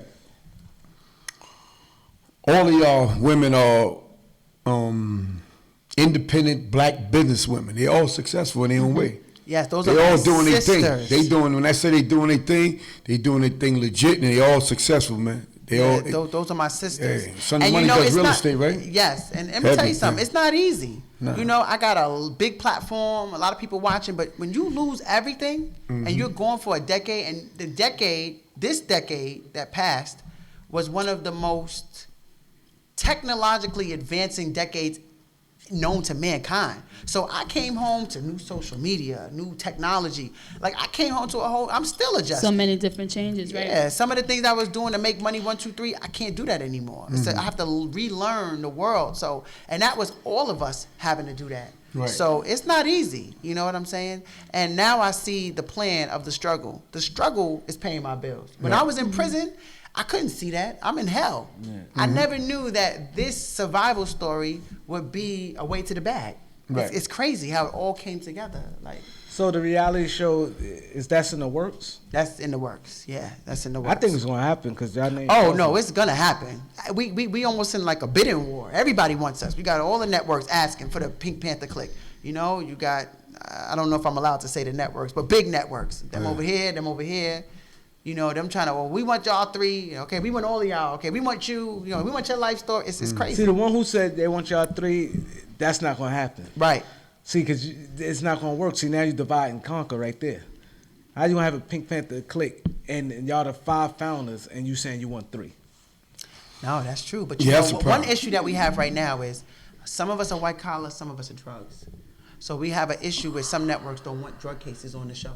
Oh. So we're trying to work through that right now. Like, you know, depending on the level of the drug case, you know, like even like Yeah, they're looking at all that. Right, but then Pass on that's to some you. of the biggest story. Brandy Davis, That's Detroit, right? that's Detroit. You know, her baby father was in BMF. She has a Yeah, crazy she's in story. BMF. Yeah, I you know, yeah. and it's like some of the networks are like, ooh, that's juicy. We need that, and some are like, we scared of that. So we're just trying to figure it all out right now. And you know what I wanted to mention? You made a negative situation into a positive, something so positive. You know, you met all these women, and you know, you guys turned a negative situation into something great. And I also see here that you are one of the best-selling nonfiction novelists. So congratulations to you on that. Thank you. And you wrote 8 novels. So what was these novels about, and what was it consist of? What stories did you have in there? These were novels. These were urban books. Mm-hmm. I was inspired by Wahida Clark. She's the New York Times best-selling urban author. Mm-hmm. You know, authors like Ashley Jaquavis that wrote The Cartel. These are great books. Right. Very popular. And when I read them, I was like, oh, I could write like this, because I wrote music already. You know, I was writing music since I was a kid. Right. And these stories were just extensions of music. So it was very easy for me to write. And I ended up writing Boss Life, Keyman Lamar, A Ghetto Love Story, parts 1, 2, and 3. The backside of this story I wrote with Kimberly Smedley. That book was pretty cool. Is it short excerpts or it's long? No, these are 350-page novels. Okay. So they're all, full-length books. Kim Smedley, I co-wrote her book with her. She went to jail for doing illegal bus shots. She came in and found me and said, I got a crazy story to tell. I done did every celebrity's ass, and I want to tell it. And I'm like, ooh. Stuffing buns with the wrong stuff. So I was like, wow. Illegal bus shots. It's a hell of a charge. And What you in there for? Illegal butt shots. Yo, they got so much money in that though. Listen, how much time do you get for that? The FDA. Good time. That's victims. I know, but I want to know how much time. The FDA has their own. Every federal department, whether it's the post office, the FDA, they all have their own police. Yeah. So she got arrested by the FDA, but she's walking through the prison, and chicks was like, "Yo, you don't think you could find a way to do it in here?" Like it's crazy, that phenomenon. So that's not the young lady who was doing it in an apartment in Queens, and someone died. No. That wasn't part of her story, because then she would have had like a manslaughter charge. Yes. She didn't have that. The girl got that much time. Who did that? I don't know who that was. What's her name? Okay, I remember the story. Oh, okay. But she did some of your biggest, most popular celebrities. Because the fat transfer, you have to have a certain amount of fat. Yeah, I did a lot of research when I wrote the book. And a lot of people are small, but they want that booty. So the only other option was the silicone. But silicone being injected straight into the body, it can go into the bloodstream and you can die. So, it's illegal in the United States to do it, period. You can't even go to a doctor and get it done. So that's why it was so popular, because, only people doing it in, dark alleys and motels and shit was doing it. Yeah, she was trained by a transvestite who was injecting men and all kind of stuff. It's a crazy story, so you gotta get that book, the backside of the story. But anyway, that one, Kings Reign Supreme, that was another book I wrote. I can't even think of all of them. It's like 13 books that I wrote. So I wrote. How many were published out of all 13? 8 or 9 are published. Okay. Yeah. Just go to like Amazon and put in Aisha Hall, and the pull books up. will Okay. come up. All right, so let's talk about your music. Yeah, I got a song. Can we play it? Absolutely. I got a song. Now, this song is very special. My View. And the first words are, do you know what it was like waiting for a date? Like, wait, you mean I got to do another 8? That's how the song starts. Right. And it just goes into the bid. It's a very special, personal song to me. So I need y'all to listen I up. need y'all to listen to that song. Listen to it. Also, hit that like button, man. Come on, before he get into hit that like button. Shout out to CJ the Great for the track. Yeah. Let's go.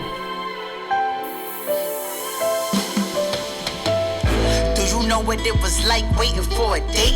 Like, wait, you mean I gotta do another 8? My niggas 8, so fuck it, I provided the plate. I inspired my face, millions was hitting my bank. Bitch, you could never relate. Sitting on my bunk and start to grovel. How I'ma get through this? I got 3,000 more tomorrows. Where my heart was beating, now it's hollow. My niggas doing time, I'm guilty cause I'm who they follow. To the hell gates. I wish that jail was co-ed so we could be cellmates. Instead I had to see how long this fucking mail take. take a milli for the bill, great. No dickie for a dime, I hope I stay straight. I could've did less time, but I ain't never told. Man, I could never fold, sticking to the G code. I was heavy in my bag, all in beast mode. When the time come, no heat, had to sleep cold. Hello, this is a prepaid collect call from Aisha Hall, an inmate at Florida Correctional Institution. This call is subject to recording and monitoring. To accept charges, press 1. To refuse charges, thank you for using T-Medics. You may start the conversation now. Yo, what's good? What's good? What you mean what's good? You ain't send no money, no pictures, like what's really up with you? I told you I ain't got it right now, man. When I get it, you got it. Man, whatever. Alright. Forced up, I had to do whatever's necessary. 2 for 1 store, stacking up on commissary. First time in the whole shit was very scary. Yelling through the bars, man, I know these motherfuckers hear me. Seeing bitches getting time every day. Lies said that I'm a Muslim, keep the swine off my tray. Stealing chicken out the kitchen, shit is mine anyway. Sitting kicking with my bitches, then divide up the plate. See another sister starve, baby, I could never. We gon' eat as a mob, or we starve together. Telling stories on the yard with some down ass bitches. Real money, more hard than y'all clown ass niggas. COs yelling hard, you better fall in line. Sometimes I wanna sleep, man, fuck count time. Man, fuck this time. Give a bitch 10 years for this punk ass crime. 10 mil, that was crumbs. Wait till next time. I could try to put it in a song. I could try to make them understand. But unless you've been through it, you can't. Real shit. Aisha Hall.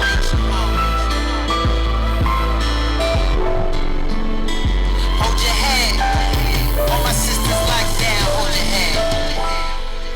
Hey, Nice. that's me right there. That's me. That's hard. That's me. We definitely need y'all people.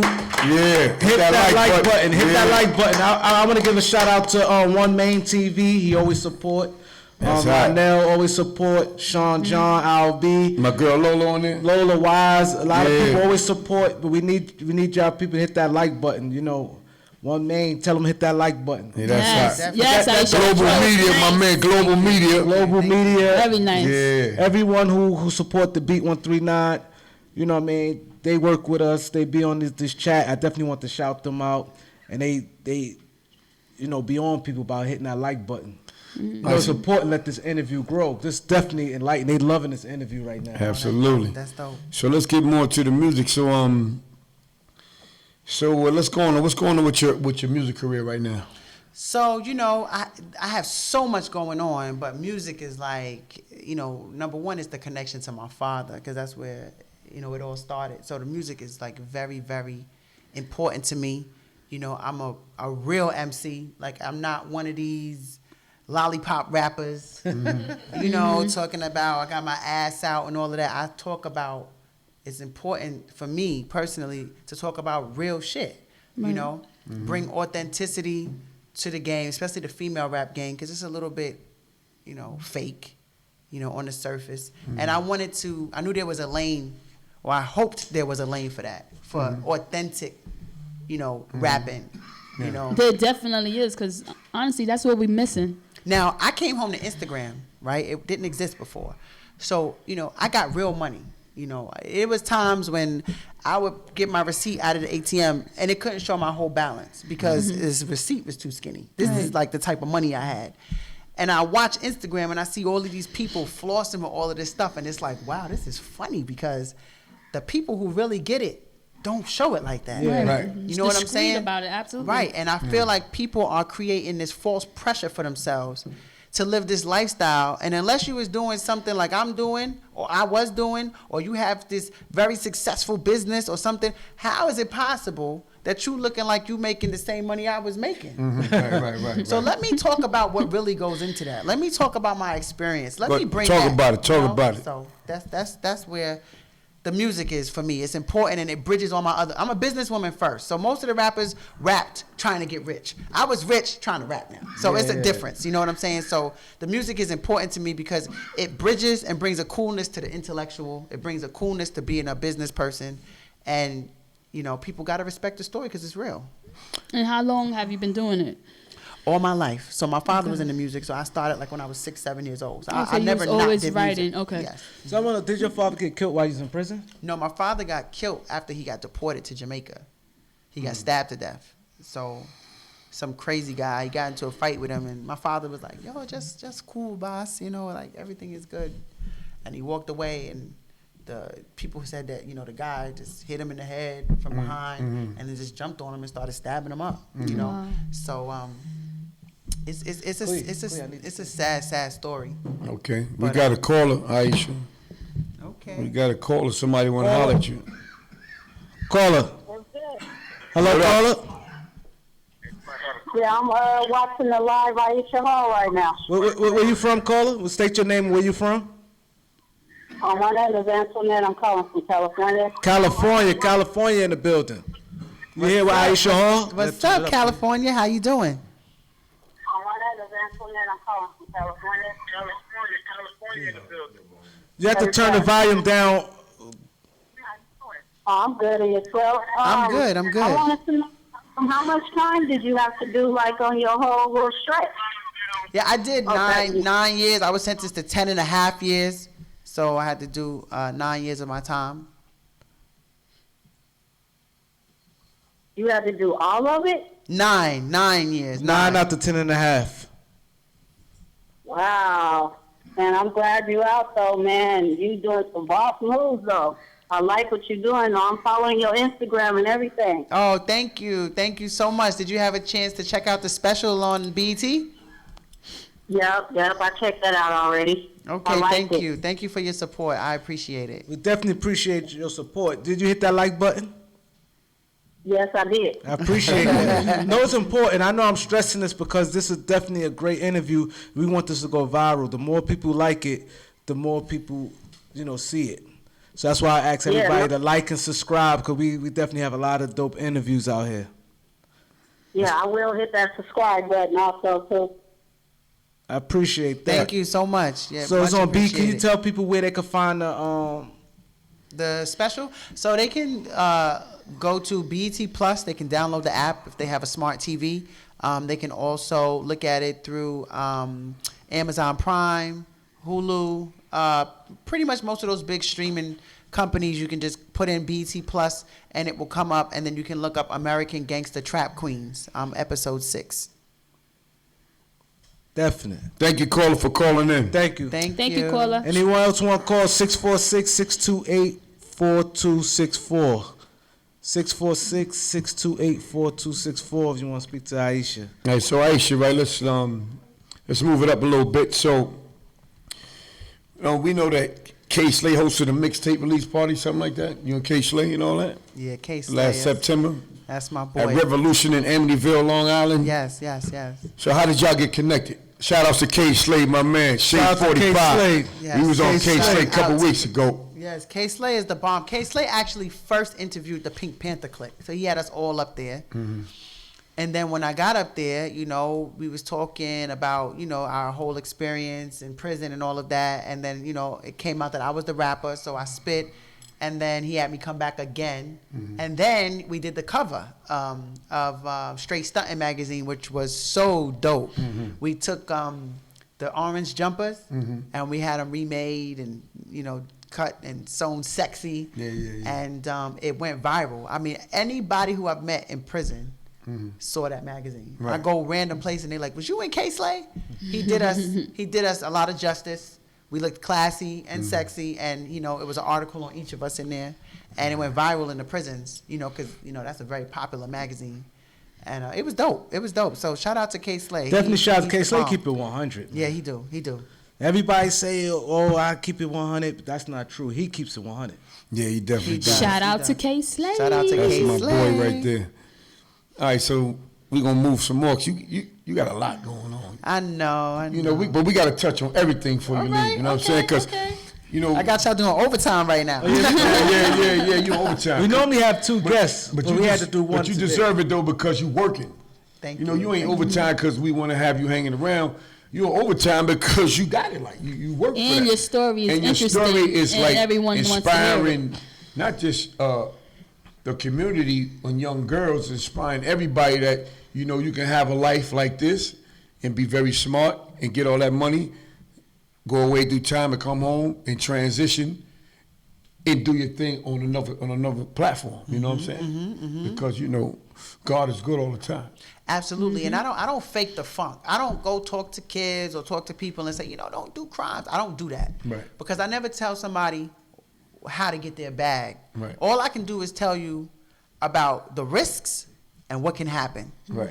If somebody says, listen, I'm ready to go to jail and sit down for 20, who am I to argue with you? If that's what you want to do, Right. all I can tell you is what it's like. And then you make a decision from there. Because, you know, I have some controversial thoughts about things and opinions, you know, unless they start locking up these pharmaceutical companies with all these people are hooked on these pills and stuff, then I don't necessarily want to bash the real victims that's out there. Yeah, you know? I mean, if you're gonna criticize and give life sentences to drug dealers, then go lock up these pharmaceutical companies that are doing the same thing. Right. You know, and the doctor's prescribing it. You're not gonna do that. You're gonna target, you know, the way that the hood tends to medicate themselves. But when people in other communities, you know, that are non-black or maybe more suburban, medicate themselves through those other means, you're not going after those people. So I'm very, very cautious about the way that I speak about, you know, crimes and what is and what isn't. You have to learn the power of decision making. Nobody's holding a gun to your head. You know, you have to learn how to be responsible for your own actions. And I know some of the best men and women that were some of the best hustlers, that would be some of the best CEOs of Fortune 500 companies. It's just that the product that they're selling now is illegal.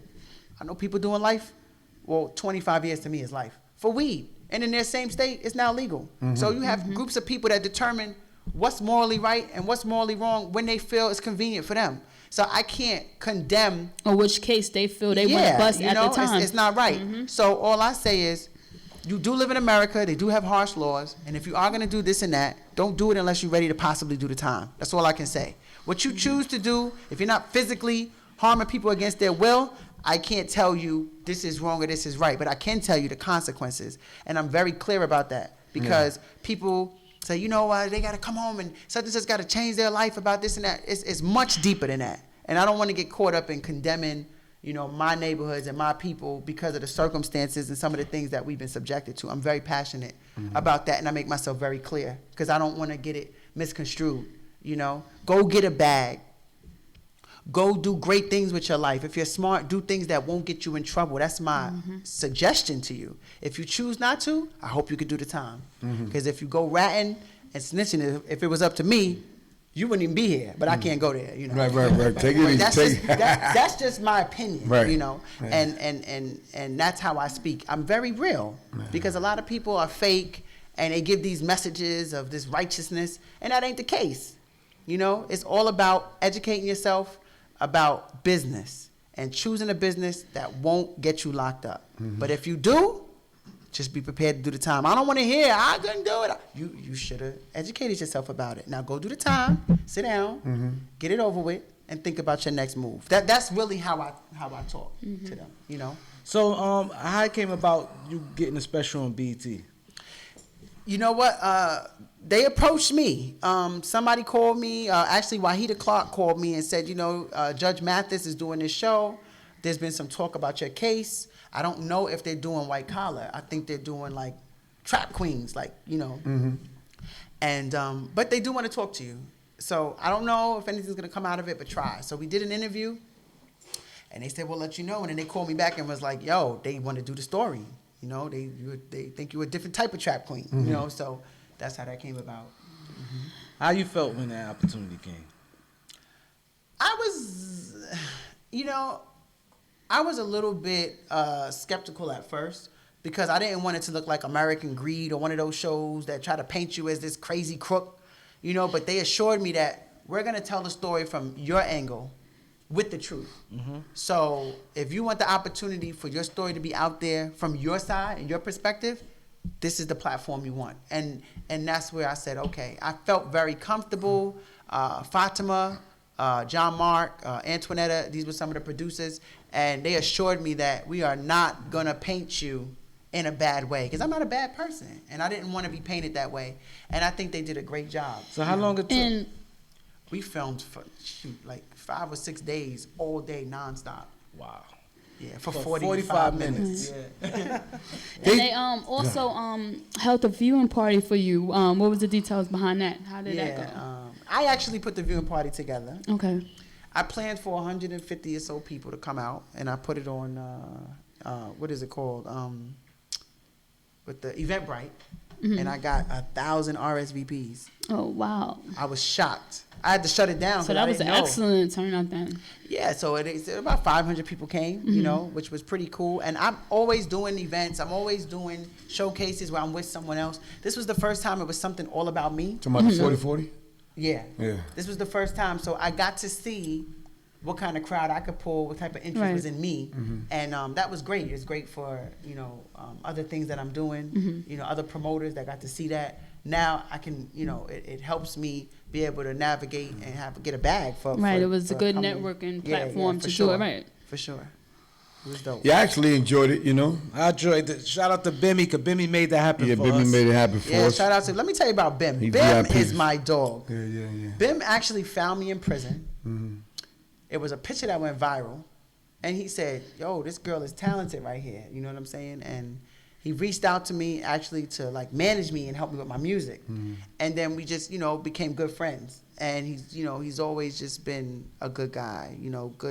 Good to me. Always keeping me abreast of what's going on in the industry. Any opportunities that he has, if it will benefit me, he lets me know. So shout out to Bim. Definitely shout out. That's another person who keep it 100. Yeah, Bimmy's Shout a out to good Bimmy, dude. good dude. Crazy. And that's how we got you on the show. Yeah, for sure. He's like, yo, V, man. He's like, I want y'all to come to 40-40, man. Yeah. It's going to be a good night. What's He going on? put me on FaceTime with you. He was like, it was me. That was you. Okay. He's like, I'm not going to look like this. Oh, I was looking crazy. I was in the house. Yeah. Yeah, so. And I tried to plug with you before we left. He was like, let me do this one rap song, then I'll talk to you. And I don't know what happened after Yeah. that. It was crazy. Because it was crowded. It was nice. Because, I really love the support. It ain't fake. It's like everybody who comes out, I want to be able to at least get them a hug or take a picture. And it was a lot of people, so it took a lot of time, but it was worth it because I'm not one of those people that's like, I got a platform now and I got some attention. And I'm like, no, I'm very humble. Yeah, you was humble. And, And you show you went around. Everybody. You went around, yeah. Yeah, for sure. But you want to hear something? Nothing. If jail don't do nothing to you, it make you appreciate just regular life, man. Just being around regular people. That's the people that's trying to do something with their life. They ain't do enough time. You appreciate the smaller things in life, Sure. And I know, just moving around and getting all that love, and you ain't been home that long. No, I haven't. You know what I'm saying? I haven't. So that's such a good feeling. Yeah, it's a great And feeling. look what you're doing already. I know people that was in there with you was like, damn, look at Aisha, man. Yeah. She rocking. And that motivates me. Do you still stay in contact with some of the women that's in there, like write them and send them anything? Yes. Shout out to CJ, my friend CJ. I sacrifice, the little that I do have. Every month I try to send out something, a couple of dollars. Because in prison, unless you've been there, you don't really understand. You have to have money on your books. Otherwise, it's like you're homeless. Yeah. You can't rely on those meals. Yeah. Indigent, they call it. Yeah, the meals, yeah. They call it indigent. Indigent. And the feds, $5 a month makes you indigent, where they have to supply everything. So the minimum pay in the feds is $5.25. So that extra quarter keeps them from having to take care of you, because now they're saying you make more than $5. Yeah, that's you make bad. $5.25. That's bad. Ain't nothing with that. And you being a unit. Dudes be eating. They be like, hold on, Doc. Let me do my thing right quick, man. You know what I'm saying? Dudes be eating. You know what I'm saying? No, that's true. Sierra, you know what I'm talking about. Don't act funny over there. Sierra a track queen. She a track queen. She kept that to emotion. That's why she like this. She's in a federal prison, so she knows. You know what I'm saying? Yeah, but it's real though. We can laugh about it now, but if you indigent in there, and people because some people bread be up in there. They gonna eat. They gonna live. What you do? You tell them that the guys who don't have it, hey, You have to know how to hustle. You gonna wash You their be the clothes? cook or you wash them bowls. You gonna buff they floor? You heard what I watch said them in that boys. song. I said 2-for-1 store stacking Yeah. up on commissary. Exactly. You know? Them dudes, they know how to get it. They wash bowls and they cook. But you know what's so crazy? You know, anybody who's been in prison knows that any prison business is illegal. You cannot run a business while you're in prison. It's illegal. You'll get a shot. You'll get written up. You'll get a citation. So you have to be able to not just hustle, but hustle on the low and hope you don't get in trouble. Yeah. You know, you lose visits, you lose phone, Yeah. you lose good days. You know, a shot for running a business in the feds is a serious shot. But not only that, though, you can go from one qualification and to go up. Yes. So if you're in the camp, you're gonna go to a low. If you're in a low, you're gonna go to the max. You know, or you might be in New York and you're gonna go to Oklahoma. That's right. Now your family got to go to Oklahoma if you want to visit. That's rough, man. Yeah, it's very rough. You know So what this I'm saying? Pink Panther sitcom or reality show, when you think it's gonna be popping off? When you think y'all probably should be closing in on a deal? Oh, I mean, it just comes down to who has the best deal. The deal. It's not a question of if, it's That's when. it. Just when? Yeah, and that's being worked out right now. So I'm not really sure as far as, that's up to the network. So let me ask you this, on your point of view, you only doing it if all 5 of y'all down? Speaking for yourself. Yeah, for me, yes. Now, if it's anything that has to do with like rules about types of cases, we already worked that out. Like there was an issue like with Brandy because of her case. So we said, listen, this is the deal. She has to come on, like I kind of like how Portia would come on to Housewives in the beginning. Like she has to be able to at least come on as like a guest, a special guest. Like a couple times. And then when the people see our interaction, they'll demand it. For the second season. Yeah, because once you have to give the fans what they want. You can't leave one out. It messes up the flow of the story. So how she feel about that? Let me tell you, one thing about my sisters is that everybody is supportive of the other. Right. I'm never gonna, if there was an issue like we're only doing drug cases, we can't do white collar, I'm not gonna be mad. I want them to get their bag. I'm not gonna let my situation stop somebody else's bag. Right. That would be very selfish. You know what I'm Absolutely. saying? So we all support each other. Now, obviously, we want like a situation where everybody can participate. But if that doesn't happen and it's like time is of the essence, then it is what it is. It's and we're all 3-2 gonna though, right? support each other. It's 3-2, right? 3 of y'all white collar, 2 drugs. Yeah. So we got we got Shawana's credit card fraud. Sunny is counterfeit. Jamila is real estate, and she had a drug case. I'm white collar, And Brandon. and Brandy's drugs. So, and there was other girls in the group that had drug cases that, had some issues with some of the production stuff. But we trying to work it out. But y'all only doing y'all 5, right? Like they interested in y'all 5, and yes. then y'all bring them in like different episodes. Yeah. And then we have other opportunities where people are talking about other types of shows to kind of be like more of like a mentorship type thing too. So we just got so many opportunities, and we're trying to diversify it so that everybody can get some shine and everybody can participate. All right. So, that's nice. So can you tell everybody your social media links? Yes, but real quick, I want to tell y'all what I have coming out. Oh, yeah, so do first that. off, me and Shawana King, we have the Real Credit Pro, therealcreditpro.com. We're actually having a seminar on the 26th at Vibes in Queens. Shout out to Luke and Vibes for that opportunity. But we're going to be doing a one-day only flat fee credit repair. So if you had a credit profile that had $2,000 worth of credit repair that need to be done, we're doing it flat for $300. Whether you have 10 items or 3 items, it doesn't matter, that one day. So, go to our website, or contact me on Instagram if you want to come to that. We have a couple of seats left. You'll learn about the credit game, get brunch, mimosas, and I'm going to teach all that I know. So people can do it for themselves, and they can also find out how that works. That's one thing. Where that's at? At Vibes in Queens. On Liberty Ave. Liberty Ave. Yes. Second thing I have going on is I have a new book that I'm getting ready to drop, and I'm so proud of this book.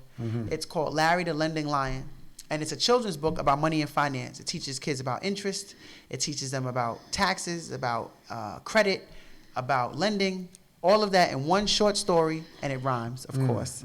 And that's getting ready to drop. And the other day, a kid What was month? reading it. Probably the first week of March. so a kid was reading it, and it's so cool. What is this called when someone gives you money and then you pay back more? And he was like, interest? He learned more. I felt so good. I'm like, I'm about to really educate these kids. Yeah. And that's one of my biggest projects that I'm working on. I have a mixtape dropping as well. Are you doing any press for that? For the book? Yeah. Not yet. Y'all are actually the first ones that I'm talking about publicly to it. Okay, there you go. So that's, I'm And what's the real name of the proud that. mixtape? American Gangster Trap Queens. Goes right with the show. It's going about my trials and tribulations. Is going that through song on prison. there I just heard? That song is on there. That song is banging. That's the Got lead it. How many song. songs we have? Just five. Five, Actually okay. 6. 5 and 1 bonus. Okay. Just 6. And I'm working with the Heat Makers. I'm working with 808 Mafia. I'm working with some dope producers. Yeah, you know what I'm 808 saying? Mafia is dope. Yeah. Shout out to Fuse. I got some dope tracks and some real good music that's about to drop. Outside of my story, just me being an artist, that's like fire. So Right, I'm excited about that. So you shooting any videos? Yeah, I'm actually getting ready to shoot some videos in the next week or two.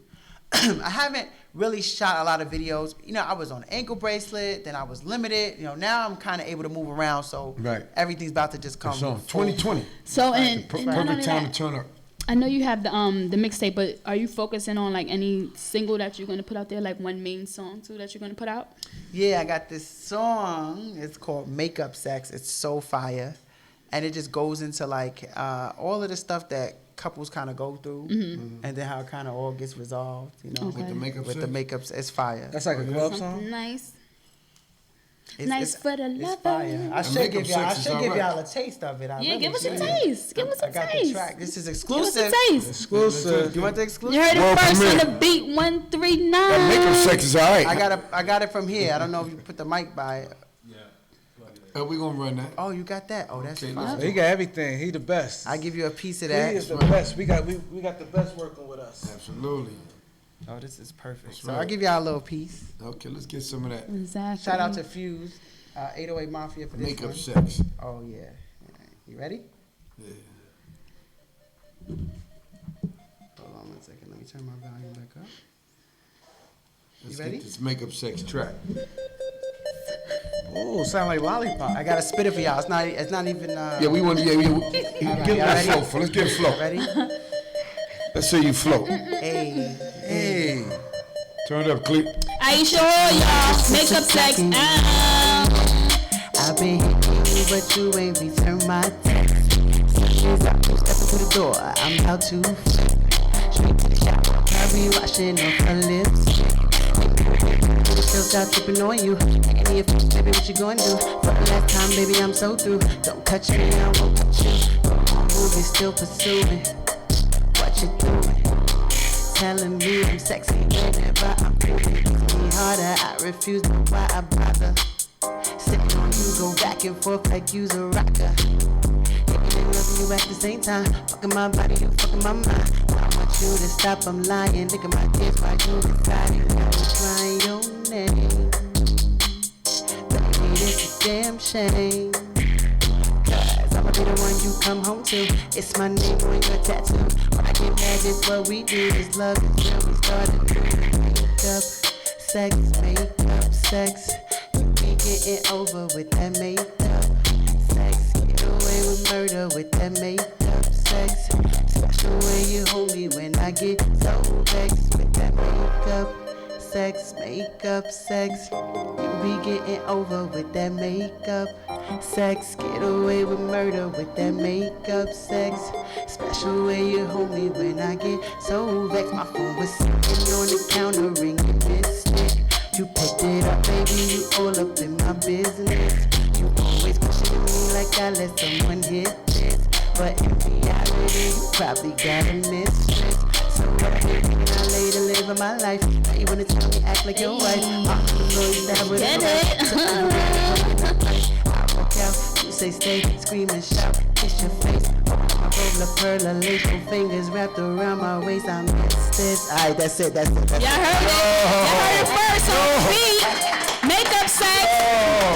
That was hot, Aisha. That was hot. I ain't gonna lie. That was That hot. was dope. That was dope. Yeah, Let's go. All of the tracks is dope. I was about to get up and be the That right there. That other joint about she talking about, man, I don't like the fact that you telling on me and the interlude. Nah, this that's my favorite it. right here. Come on. That's my favorite right here, Makeup Sex, man. I ain't gonna like that. Well, that's your hard. favorite, that. Yeah, that was nice. It's mean. The flow No, is I was on What's your my- favorite? I was on my though? straight flow with that one. crazy. And then what she was saying. To me, that's my favorite. Show of hands, who favors the Makeup Sex? I like all of them, man. No, we all. Real. No, not that you don't like it. Not saying I ain't like the other joint. No, That's no, just right that's there. cool.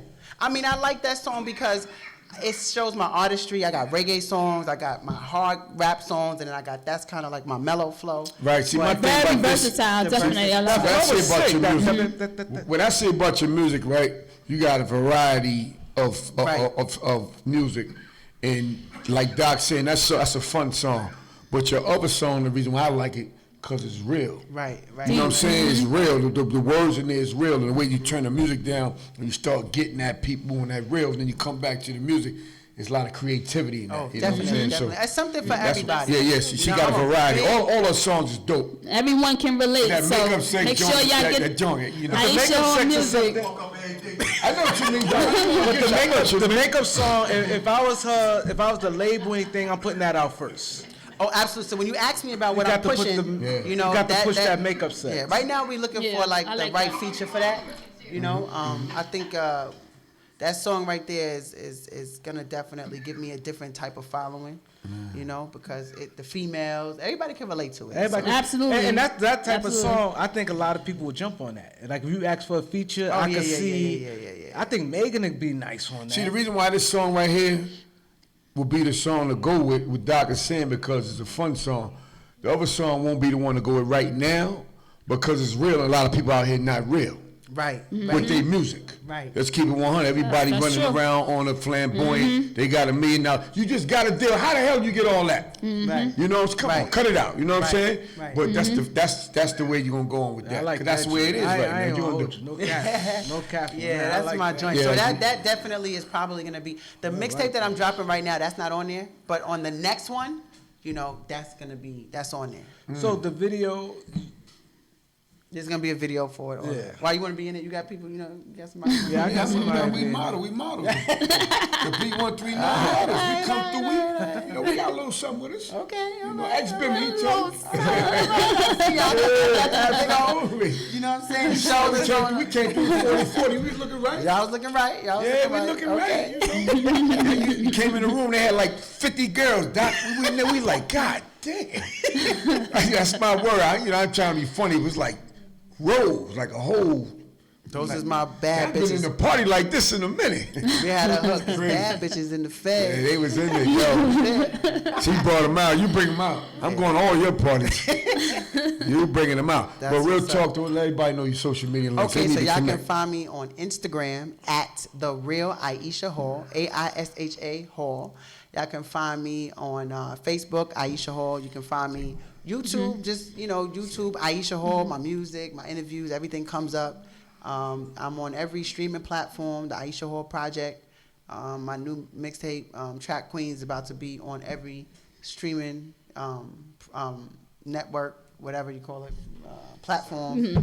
And just Google me, Social Aisha media Hall. links. That's my name. I kept my name, Aisha Hall. I don't have a rap name because I wanted everybody to be able to connect all the dots. Absolutely. So definitely want to thank you for coming on the show, Aisha. Fantastic interview. Thank you. But can you please tell them your favorite podcast and what podcast you want today?